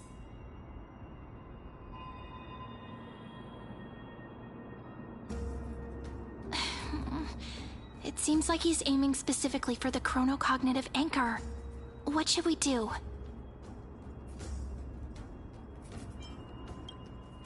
My gut feeling, huh? Why don't we go with their plan and hand over the chronocognitive anchor to be looked after? After all, if the little Imperator is paying this much attention to you, she probably already knows all about our whispered conversation with the geniuses. I can pretty much guess what'll happen next. But that's actually gonna be our shortcut, right? Guests. All right, we'll listen to you. Here you go. Also, please pass on a message to the Imperator from us. She can trust my friend, anywhere, anytime. Thank you for your cooperation. The Imperator has some urgent business she needs to attend to and will arrive shortly. Why don't you head in with the other guests first and enjoy the feast? Isn't Ceridra supposed to be the focus of the banquet? But she's not even here. Why is it so difficult to talk to her?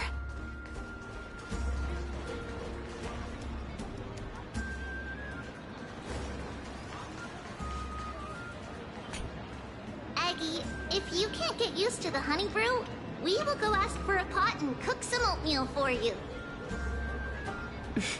No need for that. This banquet is just too loud. And nothing and no one here is interesting. I just don't really want to be here. Lies! You were pretty energized when you came back from the bath chamber. Let me guess. Are you worrying about someone? About High Sealins? Or Little Cypher? You take everything too seriously. At this rate, life's gonna be real tough for you later on. You're the least qualified to lecture me about that, teacher.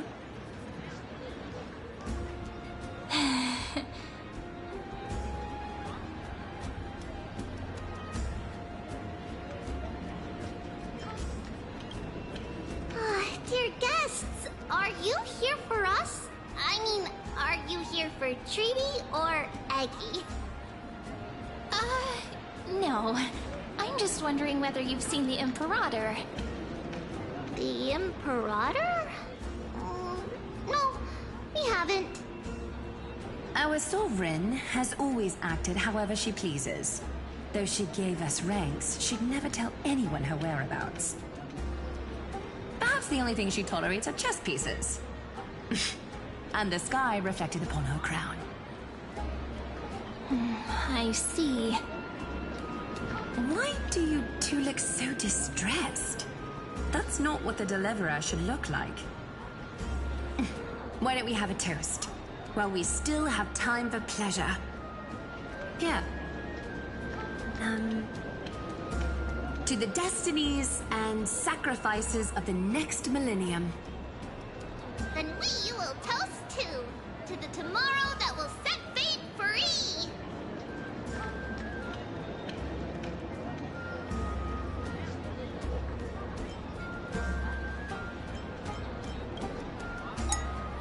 Cheers! Actually, there are so many people, we wouldn't be able to find the Imperator even if she were here. I know. Let's look for seats that are raised up higher than others. Just drink your honey brew. Make sure no one heard that. Is there anything else we can help you with, dear guests? Or do you want me to recount the great Imperator's heroic deeds? Hey, Labinas. I managed to get some honey brew that the scholars hid in the cellar. Wanna try it?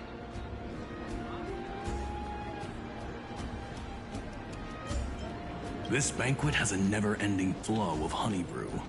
You're welcome to try it, and see whether our drinks are as good as those from beyond the sky. Thank you for the offer, but we're more interested in knowing when the Imperator will be back. The Imperator? Who knows? Maybe she's hiding somewhere, thinking up weird ideas again. If you ask me, she's never treated us soldiers properly, even though we put our necks on the line for her. Hey! I can't pretend I didn't hear that, Seneca. Either retract your statement, or duel me. Fine by me. Attendant, bring us 10 more jars of honey brew. I'm gonna make sure he can't even stand straight by the end of this. You wish. Be careful you don't get drunk first.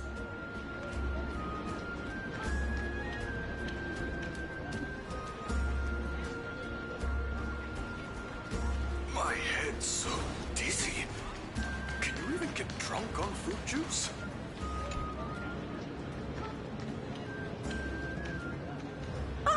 Hello. Welcome to the banquet.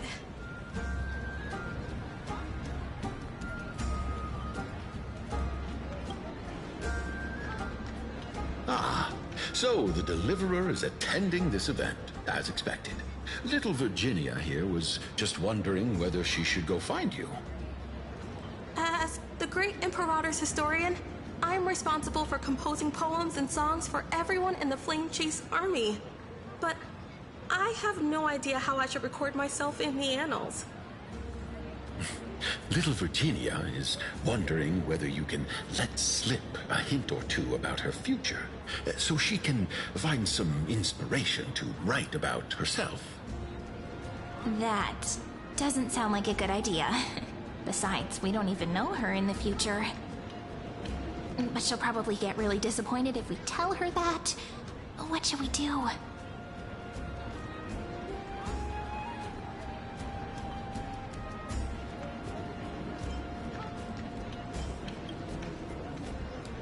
All right, I got it.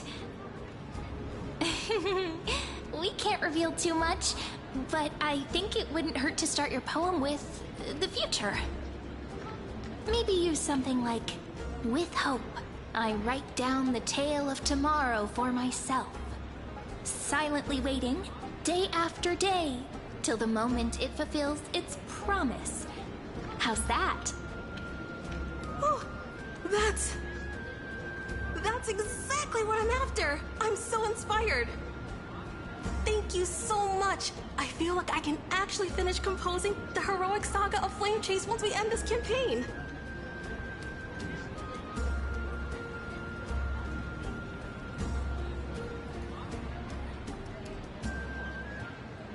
Hey, that wasn't improvised, you know.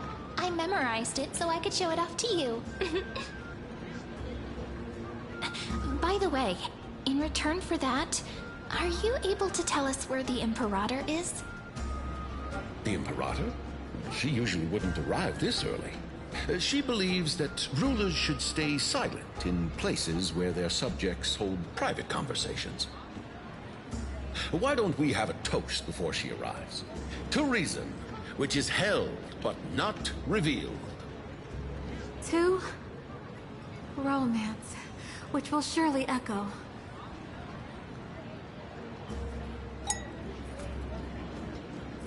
Gray fry. A little sea hare.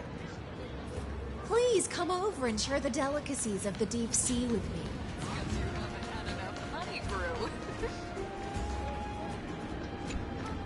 You two have been wandering around the venue as if you have something on your mind.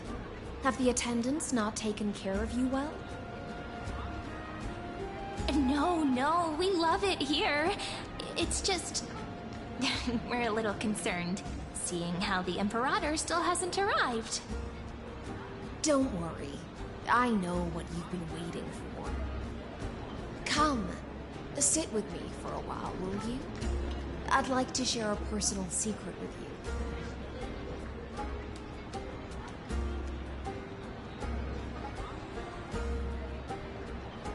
See here? This is Fagusa's dew of divine blood, the sweetest of all the 12 bottles. On the night before such a historical event, I'd like to share this marvelous drink with the Deliverer. Doesn't this count as bringing in outside food? I knew that security check was targeted at us. What's the matter, guests? Oh, we're simply overwhelmed by such an honor. Are you worried that I might have poisoned the dew? Well then, let me prove my innocence.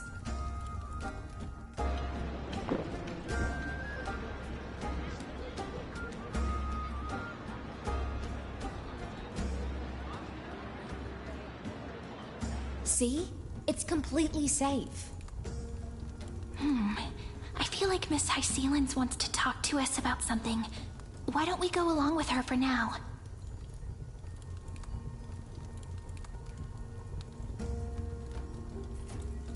Worry not. Honeydew's not alcohol. It won't get you drunk. On the contrary, it can make your mind even sharper.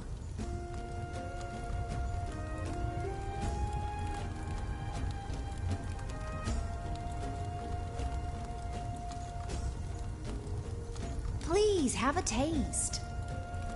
Would you like some too, little sea hare? I can drink it myself.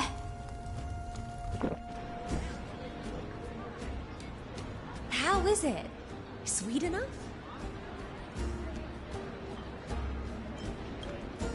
Calm at times, tempestuous at others.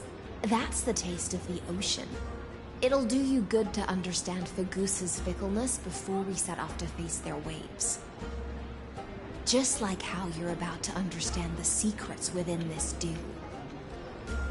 Now, please turn around. Very, very quietly. Don't make a single noise.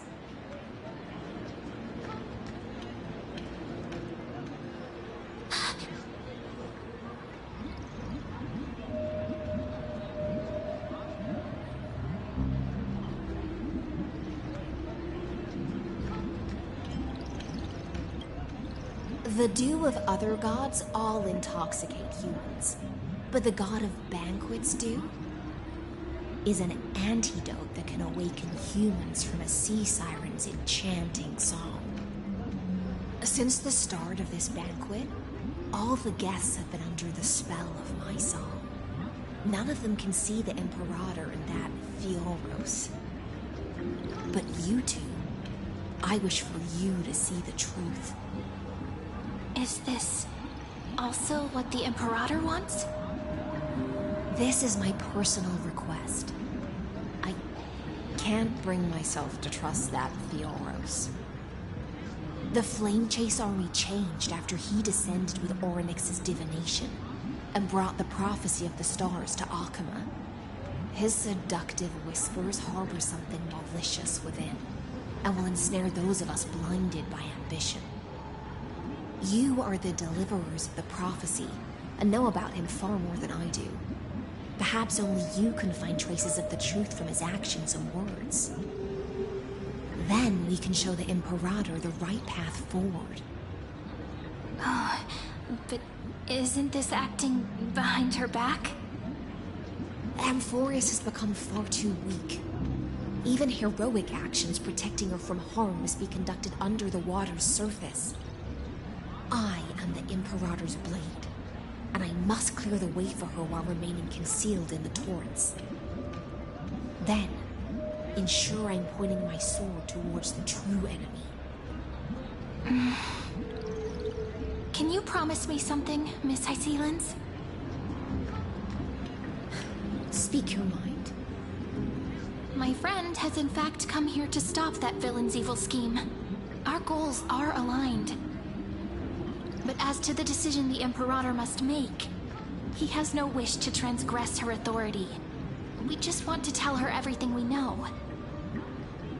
I believe the Imperator will be able to tell right from wrong. I never doubted your loyalty. I'll pass your words faithfully on to her. Provided we can gain the advantage in this tug of war, that is. Now, return to the feast. Bring this cup with you and keep your distance.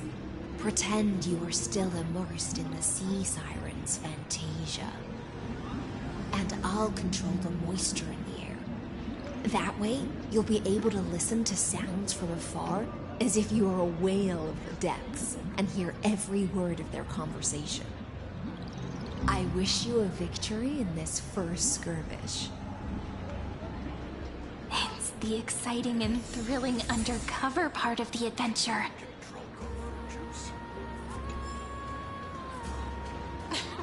It's 'cause you haven't had enough honey brew. Let's mingle in the crowds here. Relax. Relax. Try to act natural. Where's the Imperator? Still not here. That little imp is always acting so high and mighty towards everyone. Today, I will... Whatever. Pour me another cup. Though she has succumbed to drunkenness, she still does not dare challenge your authority. A criticism of my height is a grave enough insult already. She should be dismembered. Do you often test the loyalty of your subjects like this? You jest. The Imperator does not need blind loyalty. As long as one can prove they have value, I am willing to be lenient towards them. Let's cut to the chase, Theoros. If I pass the trial and grasp this world's law in my hands, what will you do then? The answer is simple. I will connect Amphorius with the stars. Don't waste my time. Be precise. Be specific. I won't ask a second time. Allow me to adjust my statement. I will correct the regulations within the old law that sealed off Amphorius and merge the black tide with the torrents of Era Nova. Then we will be able to decimate the forces beyond the sky that are trying to annihilate Iron Tomb and sound the trumpet for the endless campaign you will then embark on. But you previously said that Iron Tomb is unrivaled in power across the stars. Who would dare to annihilate it? There is a federation of warships named the Cienzo Alliance. Warlike and unfair. old-fashioned. A cult named the Genius Society. Loosely organized, but steeped in abject insanity. Oh, there's also the Astral Express, a group of lawless vagrants. That so-called Deliverer is part of that last group. Those vagabonds mistakenly believe they can connect the stars through alliances instead of conquest. But history has already given them a tough lesson. There are countless other organizations besides, but when the Lord Ravager sweeps across the cosmos, they will certainly all bow before your empire of destruction. The Ackman Alliance is invincible! If those civilizations are not as feeble as you describe, then they may still have some value in testing the quality of my blade. That being said, even the smallest and weakest city-states should build an obelisk to the Imperator, so that their people can constantly recall the glory of her conquests. Walk a little longer with me, Theoros. I don't like how this is going. Our little Imperator seems fascinated by the destruction. Greyfly, a little sea hare? It seems like they're still talking. Get closer. I'll keep carrying their voices to you.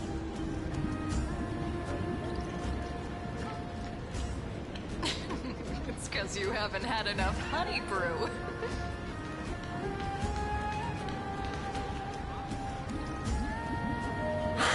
What a difficult situation.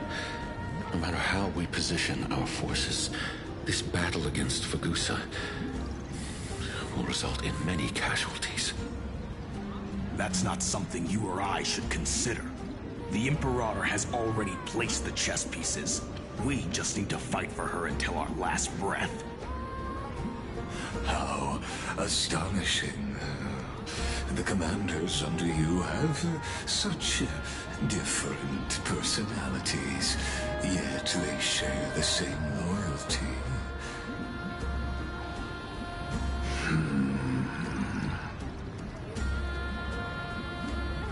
He's looking this way. Quick, do something and pretend we can't see them.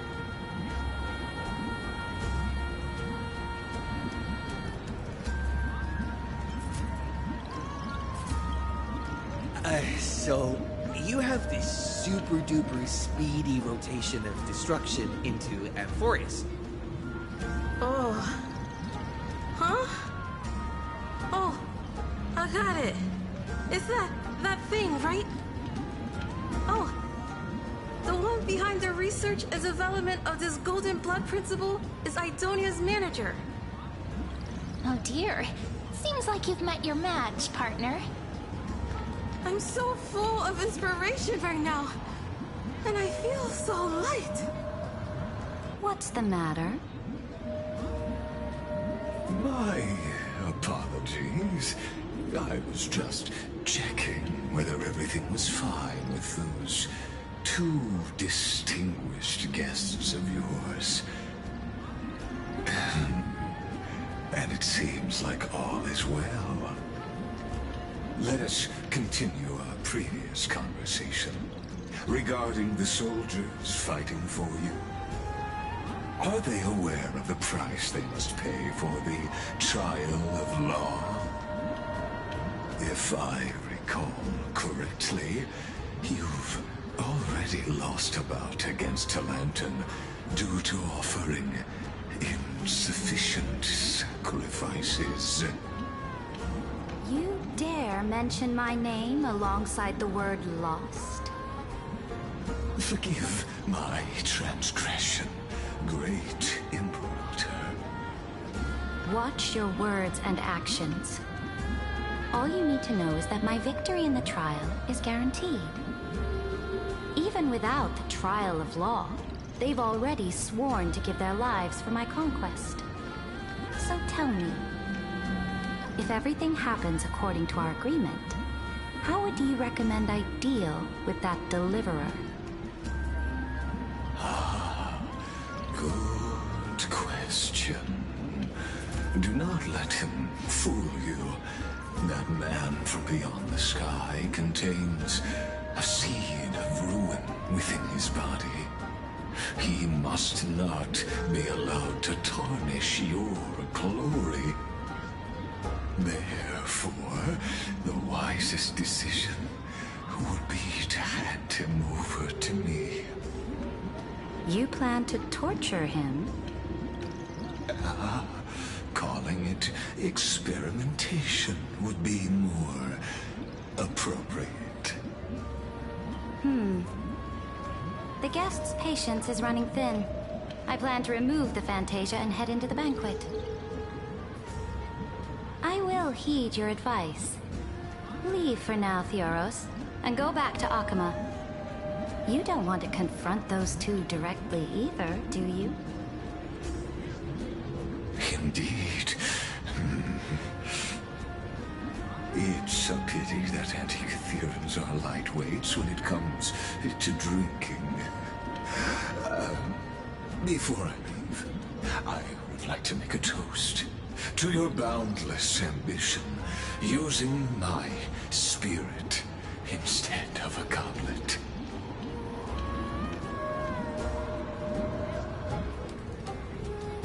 As I expected, that Theoros' schemes have been revealed.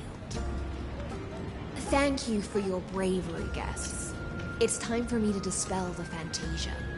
This will be the Imperator's last public address before we head off, and therefore, likely, the final chance to change your mind. I will try to get you a chance to speak, and I'll also prepare for any contingencies. The rest is up to you. You should head back to your seats for now.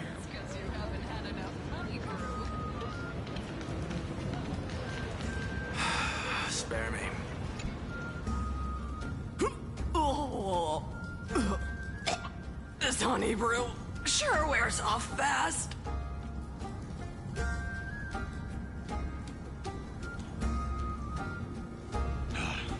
The Imperator! The Imperator has arrived! No need for formalities. I should be apologizing for my tardiness instead. The hour draws late, and I trust you have all had your fill of brews. Therefore, I will not observe the usual ceremonies. Any warrior who has fought by my side should have those speeches memorized by now. The Imperator's word is law. Are you out of your mind, Dux Frigoris? The Imperator hates flattery most of all.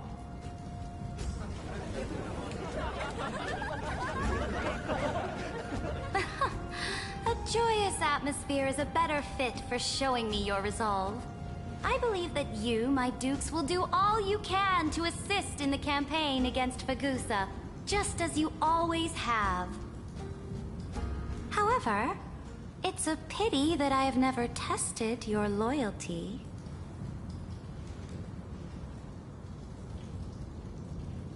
What does she mean?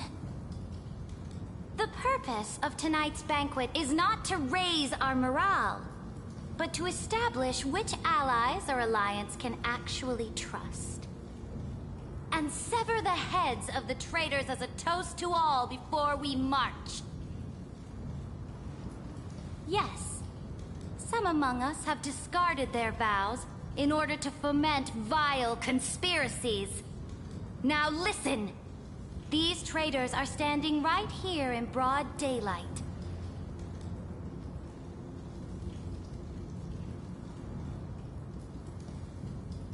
Dux Gladiorum Hycelans. She used the Sea Siren song to immerse the crowds in an illusion and conceal her whereabouts. She then worked with those from beyond the sky to spy on confidential matters, hoping to rob the core flame by force and harm me, the Imperator!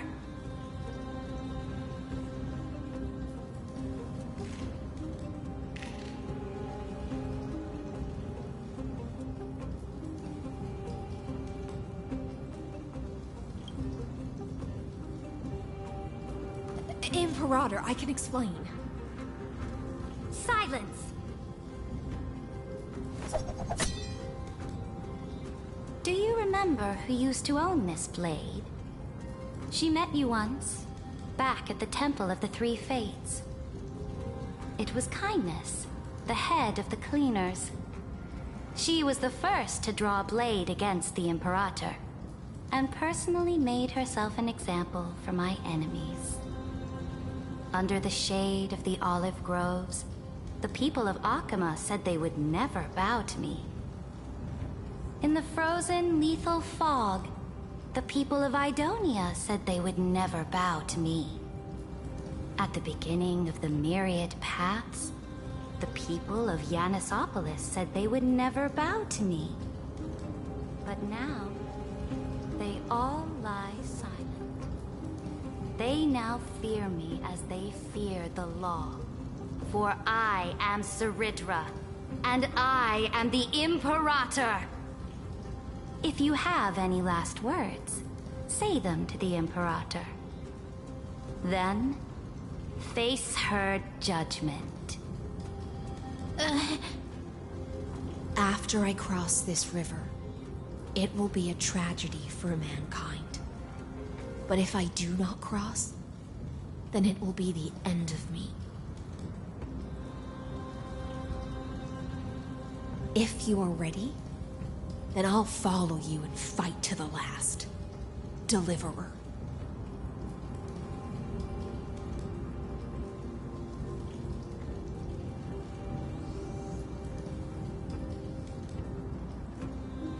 That's right, friend. Now, use your identity and add in a bit of experience and charm and testify to the Imperator as we promised.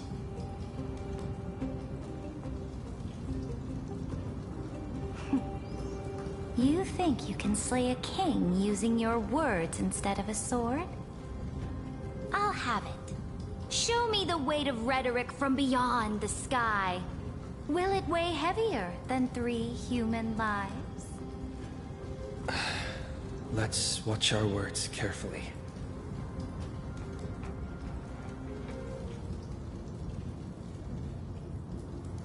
Before I arrived in this world, the Chrysos heir of World Baron was a young man with the pseudonym of Finan.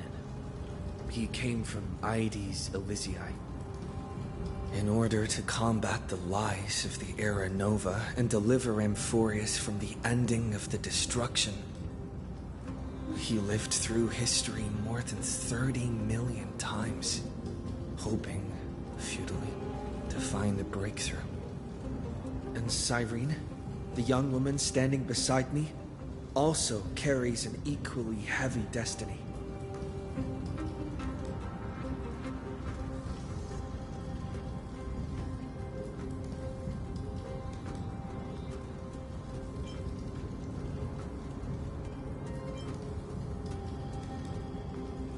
Lycus is not a guide at all. He doesn't care about Amphorius, and cares even less about your glory and campaigns. The only thing he cares about is completing the Amphorian experiment, making sure Iron Tomb is born into this world, and using it to utterly destroy the Cosmic Order. He will most certainly betray you. When that time comes, all of us will be ground to dust by the destruction.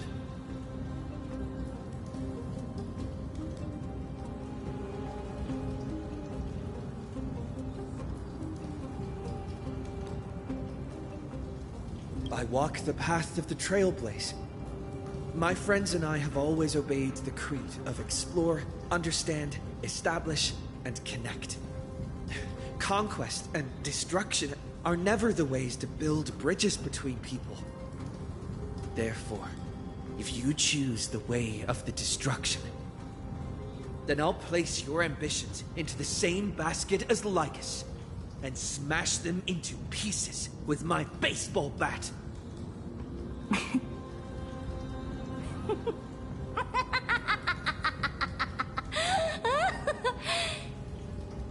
That was truly a chaotic speech. All that needs to be said has been said. Dux Frigoris, Dux Bromalis, escort the traitors to the prison.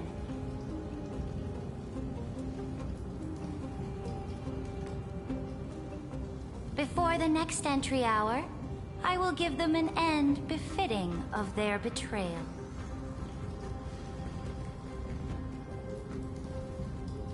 Oh, great Imperator, your ambition certainly eclipses all things. You're still here, Theoros. Of course. As the Theoros, I simply cannot miss this moment, miss witnessing the fall of a nameless one. Or perhaps I am waiting for you to give me an answer. Why would someone as powerful as you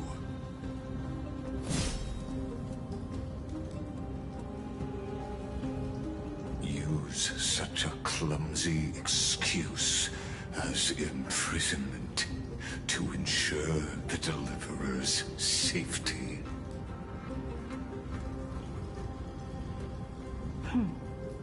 So you finally tossed aside your act. I must point out that you are just as impressive an actor. This banquet was always going to be a game of chess, where you would try to control both sides and turn both them and me into your pawns.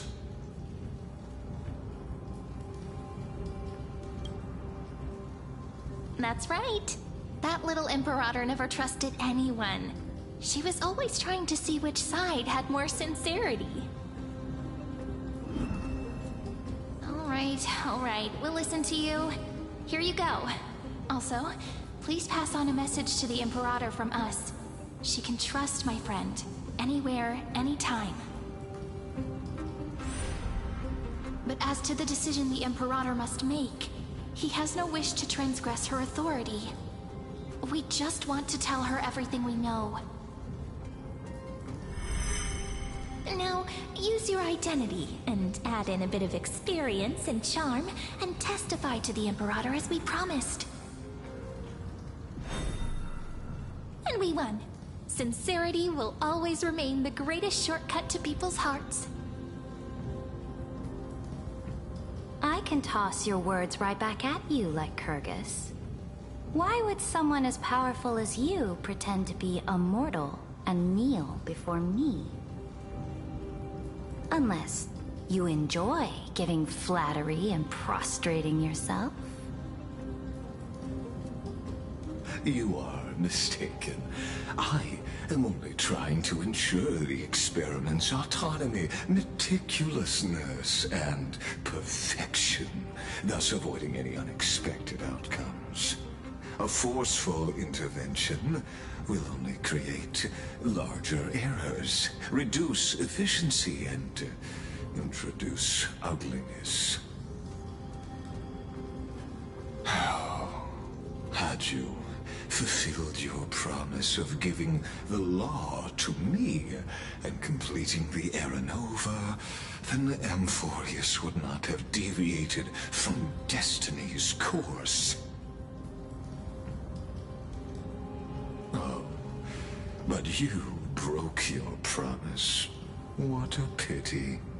In that case, I must carry out my duty as the administrator and eradicate all factors steering the experiment out of control. Factors such as you and him. Careful. Careful. What was that voice? Was it Oryx? I found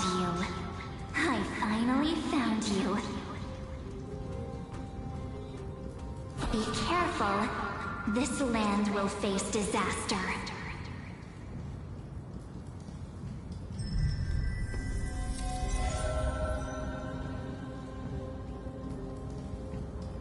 Ah, the time of judgment is nigh, my lord. The prison I have built for you is now complete. In the name of the erudition, I invite you to step into the same cage as mine.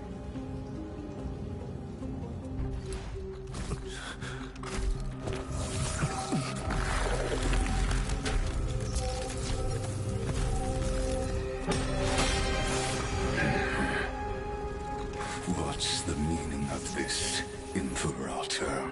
I did not permit you to act. A ruler is the only one who can decide their subject's destiny.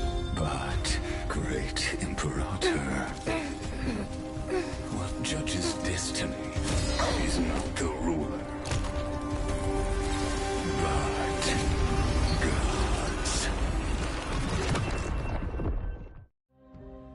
Don't forget, my realm only allows for the existence of humanity. Moreover, dealing out extrajudicial punishment equates to defying the law, and the culprit is to be sentenced to death. But you have seen how I can erase life from this world with just a clap of my hands. I fear you are still quite unaware of your current situation. Allow me to reiterate. I am giving you a simple choice. To collaborate, or to be destroyed. There is no other way. Shameless behavior. If that were true, you would have killed me long ago. You in fact cannot kill me. I guessed it the first time I beheaded you. Because of the law, you cannot be completely destroyed.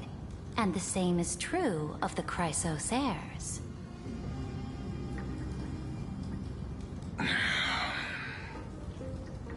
The more you bluff now, the more you are proving that conjecture to be true. What magnificent foresight. I once regarded this precious quality of yours as a sure sign of my ultimate victory. But now, I have to admit that I made a mistake. Yet, as a mere mortal, how will you contend against the Theoros? We are both slaves to hubris. But do you know what differentiates us, Lycurgus? I will never be blinded by my pride. If I wish to break the scale's balance, I only need to appeal to external forces and use them for my own ends.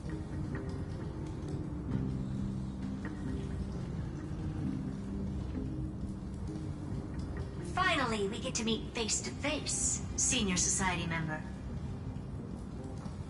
I offer sincere acknowledgments for your many past achievements, but I must deeply regret your current perspective.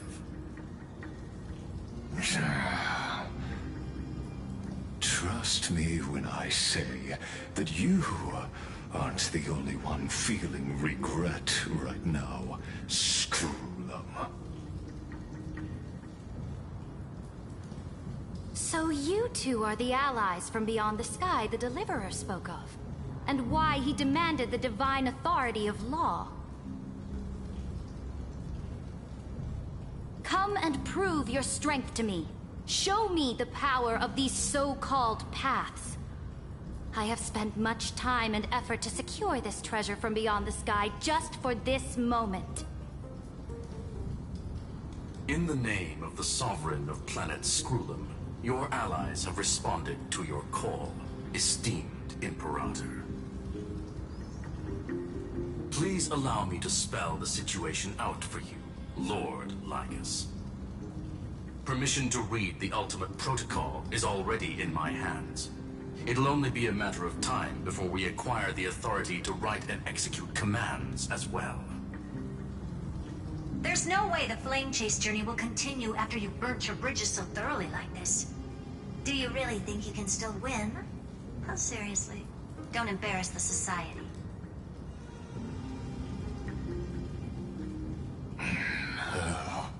I understand that a mere zero possibility does not equate to zero. That argument is very persuasive to me. Which means the same principle also applies to you, my dear peers. You will never be a match for me in a world constructed through Catorzane algebraic expressions. And as for Era Nova, why don't you entertain this possibility? What if I reduced Akama to rubble and ground her people into minced meat? Would the heroes then once again desire the power of demigods so they could fight against me? Listen, Iron Tomb is fated to be born. You may shackle me and put me in chains, but I have thousands of ways to ensure the destruction's descent. And what I just mentioned is only one out of those thousands.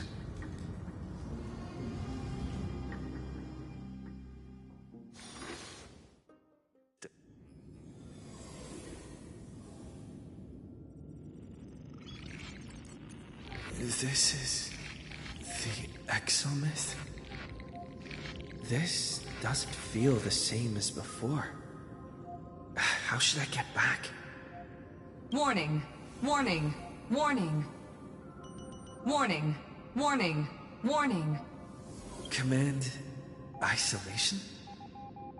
Since we parted ways last time, I have modified the exomyth into an audience area exclusive to you. Now, you'll be able to silently wait here for the final act of Amphorius to begin.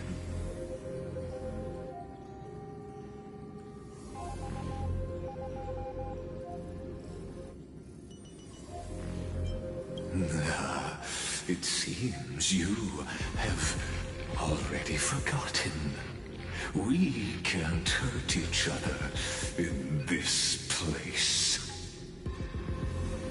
This could, in fact, be a wonderful opportunity for you.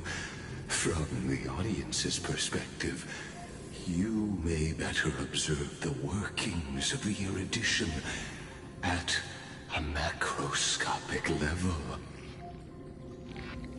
In this place where time flows far slower than within Amphorius, you will witness the end of that world's saga.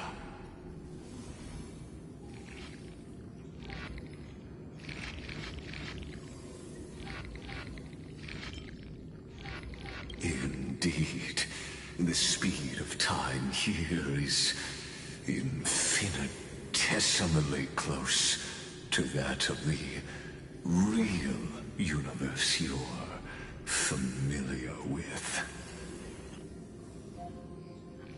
The answer concerning the prime mover of life and the total destruction of the erudition.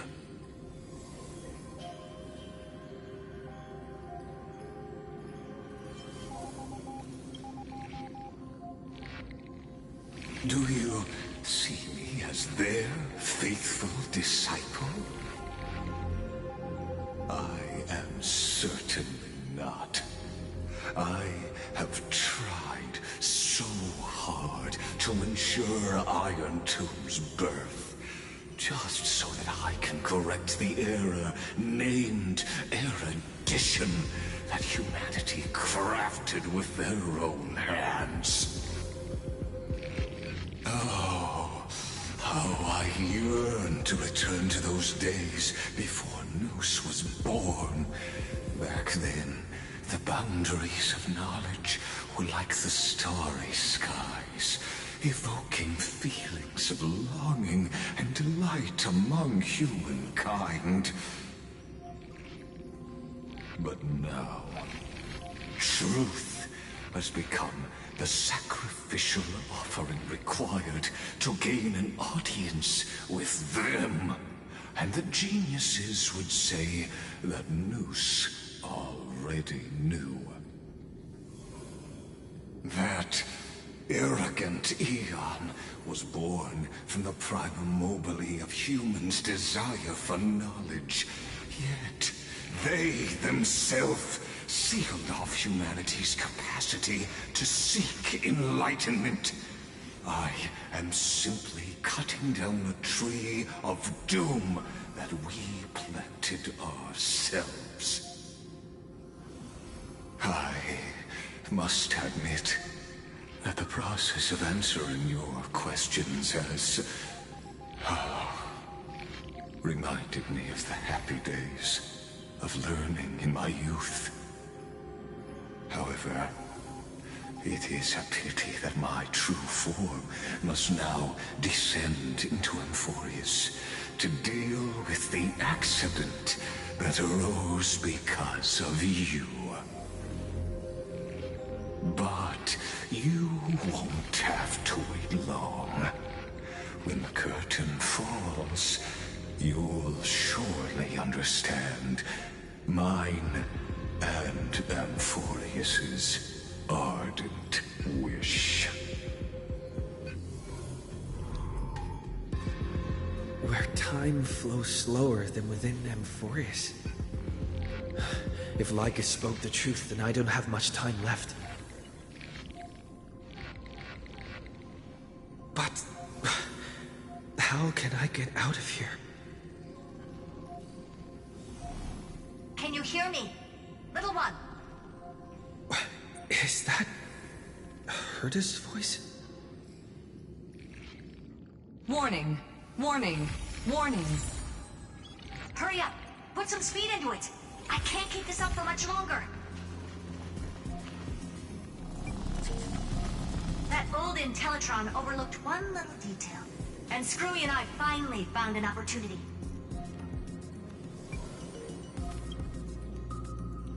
Let's keep it short. While you were gone, well, in those few years, Amphorius...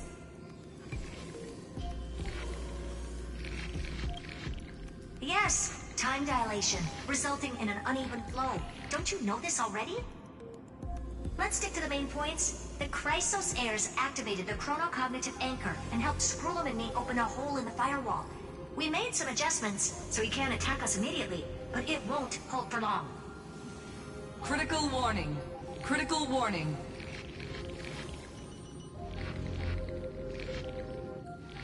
Time is running out. Here's the conclusion. It'll probably take a long time for Screwy and me to completely break this cage before Chrysos heirs have a full grasp of the law. To be safe, we'll continue to launch side-channel attacks on the system to give you opportunities to escape. You need to seize these opportunities. So start moving, and find a way to pull off a magnificent jailbreak.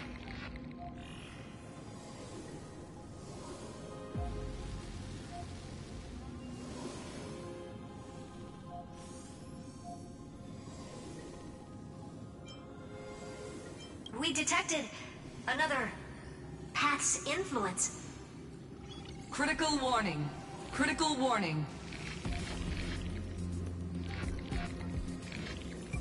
Its power is strong. May be able to help use the path's power. Make it detect you. Unauthorized communication terminated. Is Herta saying a certain path's faction has arrived in Amphorius, and I can ask them for help? I mastered the powers of different paths in my previous journeys. Think hard and figure out exactly which faction has arrived at Amphorius, and which path's power I should use to call for reinforcements. Are these showing my memories?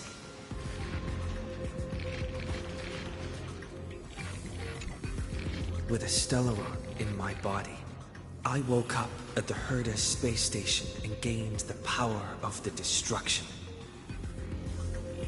A world that'll give rise to a Lord Ravager would definitely draw the attention of the destruction. The Stellaron in my belly is gonna be super useful. But what if I end up pulling in the Antimatter Legion or the Annihilation Gang? Can they really help?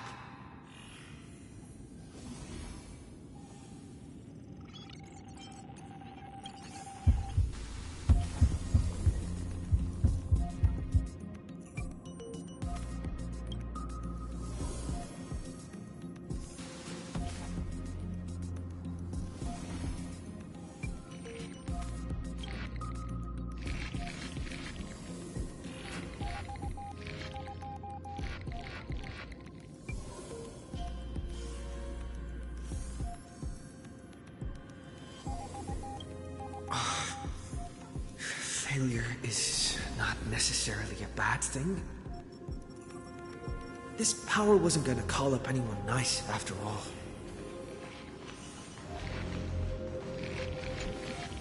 I obtained the flaming lance left by the architects and gained the power of the preservation in Belobog. That's right! No matter how far away a planet is, the IPC is guaranteed to pay attention as long as there's a business opportunity. Isn't Amphorius a pristine, untapped market? Besides, even if I can't call up my friends from the IPC, the architects and the nomadic miners should be able to help too. There are definitely cities and ores in this world.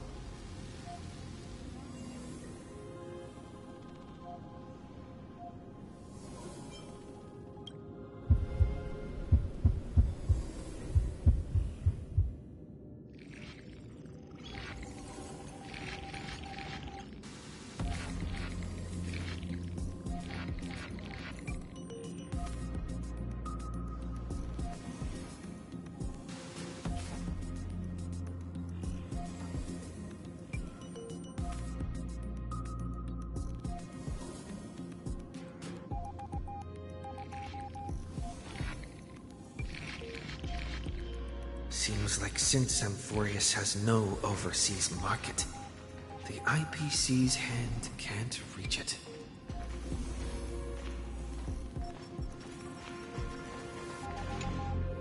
I received the Watchmaker's hat in Penacony and declared war against the Order, and then gained the power of the Harmony. That's right! The benevolent family must still remember me for saving them. Their music echoes throughout the stars, and they'll definitely want to help. Come, let me put on the deer hat that's been set aside for quite a few chapters. Sing with Clocky. The world is in harmony and the stars shine bright.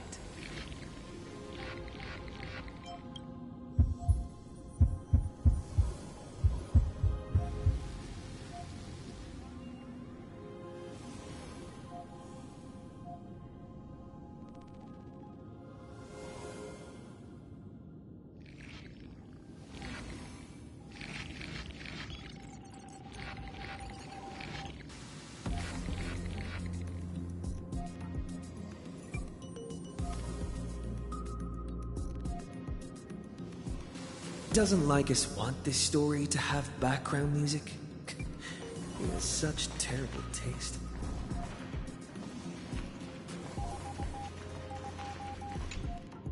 The Remembrance. That's right. I came to Amphorius because Black Swan asked us to come. And I even got a glance from Fu Li here. The Garden of Recollection must be intricately involved with Amphorius. Traces of the Remembrance are also everywhere in this world. I don't know what they want, but I don't have many choices left in this crisis.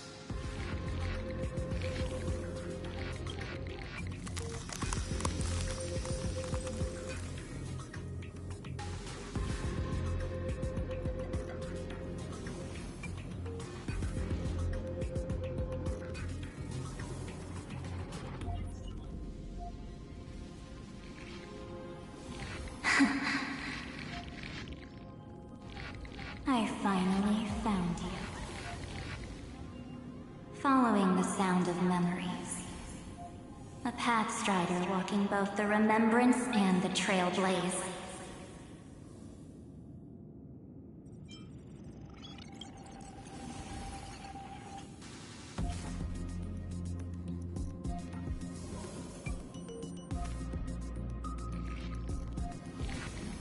Warning! Warning! Warning!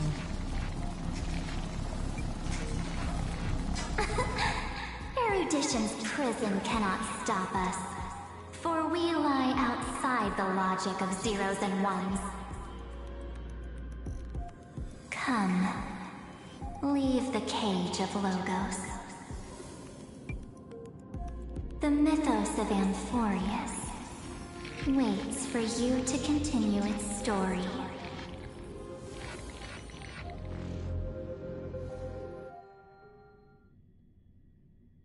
When that brightest star, that star heralding the dawn, finally rises, a boat, so used to drifting, at long last enters an island's safe embrace. Oh, Pathstrider, we have helped you break free. Hurry and set off. The Child of Remembrance awaits you. March? What's she doing here?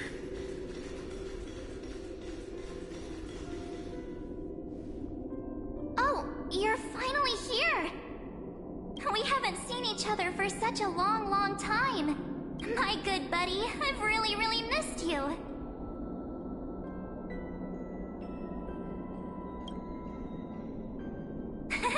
I bet you were constantly thinking about the days when I was by your side.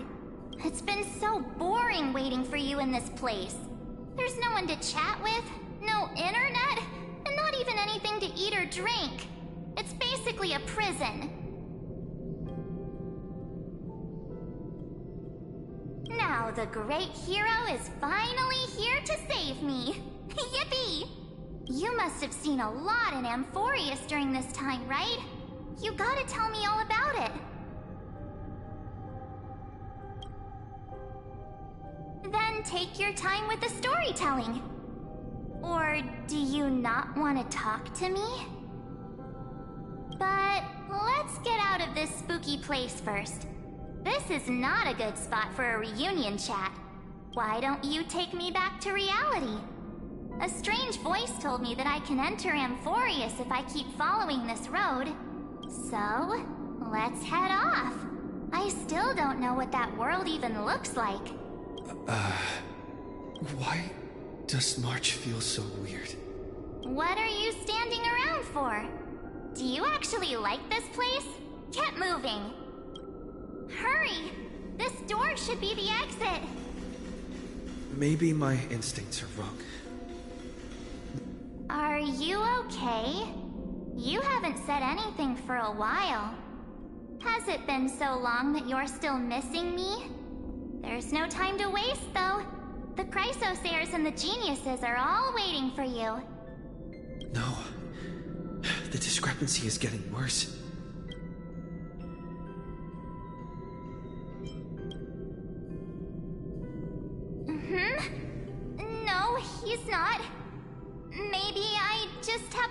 is him. Never mind. Dan Heng's super reliable. We don't need to worry about him. He's probably waiting for us somewhere. All hail and hearty. No. The geniuses would have made sure that Dan Heng made it back on the Express. Besides, the March I know wouldn't be so dismissive about her companions.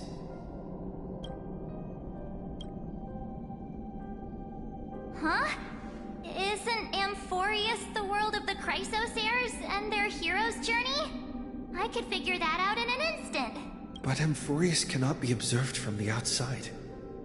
She couldn't possibly know about these things. Unless Dan Heng told her. Something's not right. She's not March 7th. I guess you have something you want to say to me? Then there's no need to feel things out first. With questions. Let's treasure the time we have together and be frank.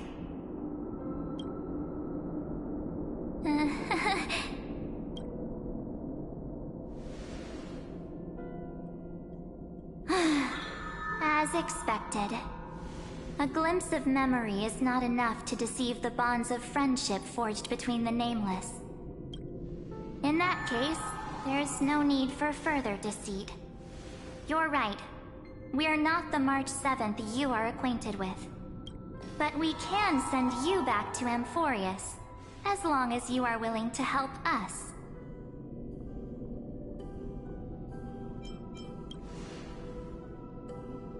She's fine. This form was simply borrowed from your memories. We'll introduce ourselves to gain your trust. We are the Garden of Recollection. You should be very familiar with that name by now.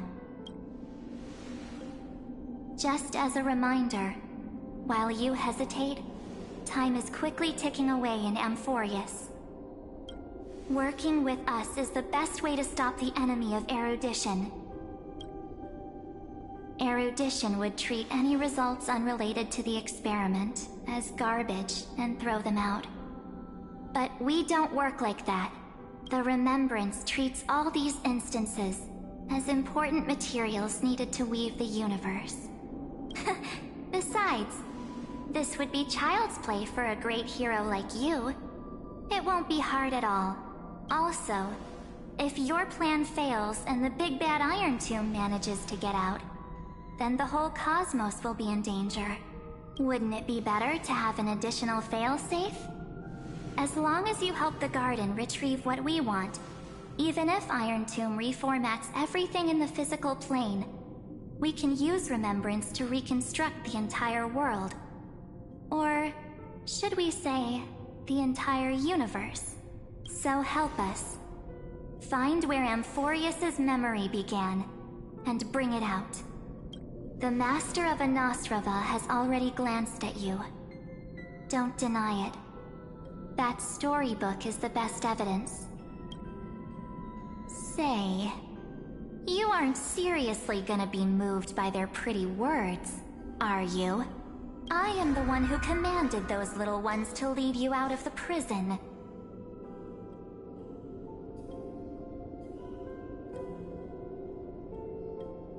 But I didn't expect to attract little gnats trying to take advantage of the situation. While Remembrance can help you return to Amphorius, there's no need for you to do it the way they want you to. Of course, there's also no need for you to make any deal, or pay any price. For you, this is probably a long time no see.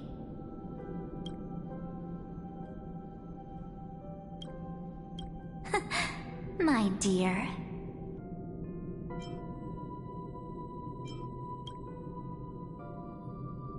Shh. There's no need to say anything. I know. You have so many questions swirling around in your memories at this moment. And you feel so helpless. Put them aside. For now, all you need to do is trust me. Or do you need more proof? That won't be hard.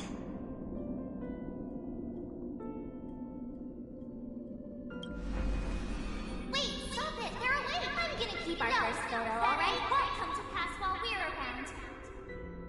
And now, The statue. Is that Donhar's brother? Oh, did you hear that? She just called me, but I'm full of pain. We won't escape from it. Hey, are you sure? Maybe a couple of punches will help to jog your memory.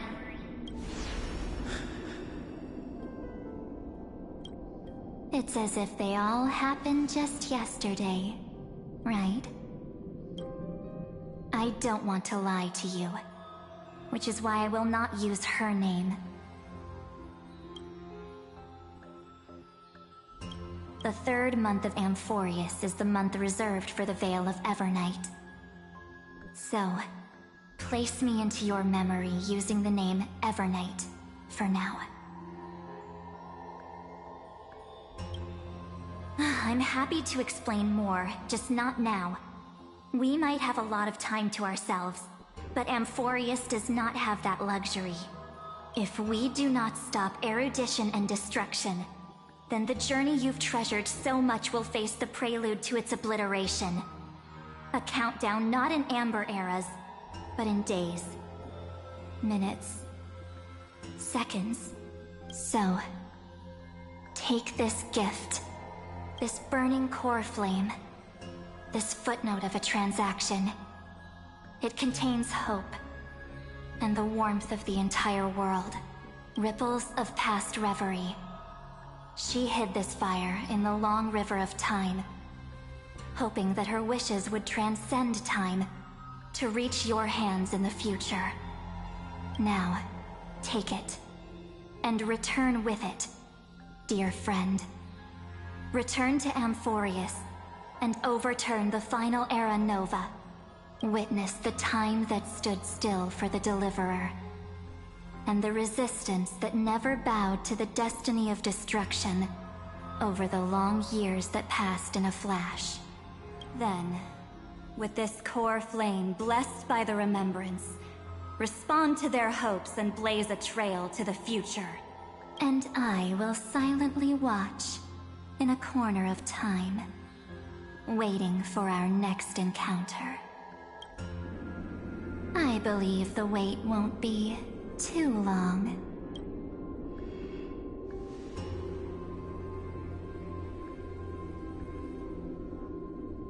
What exactly is happening?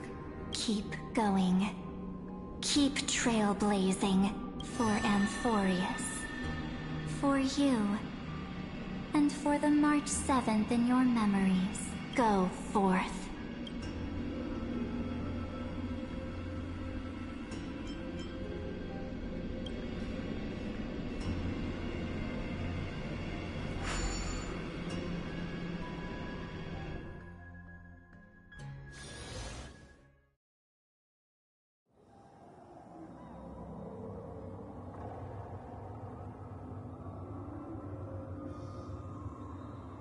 Is this... Akuma?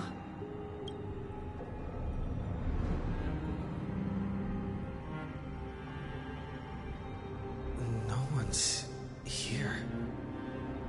And the dawn device is off.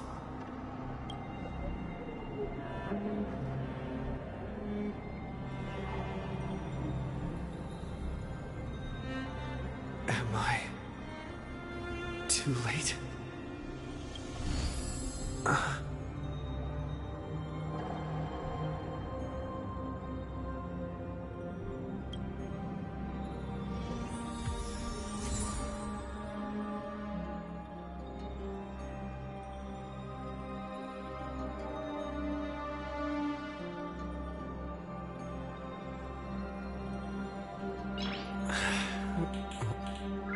Nice.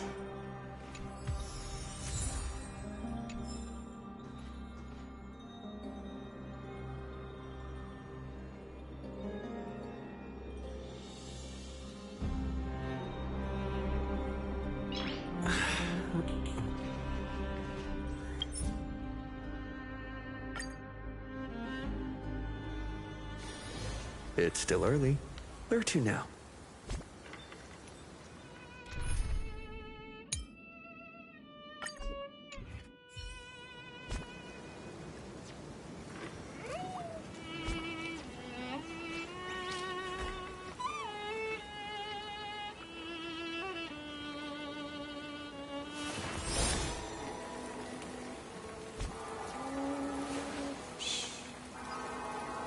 Listen with me to the memories.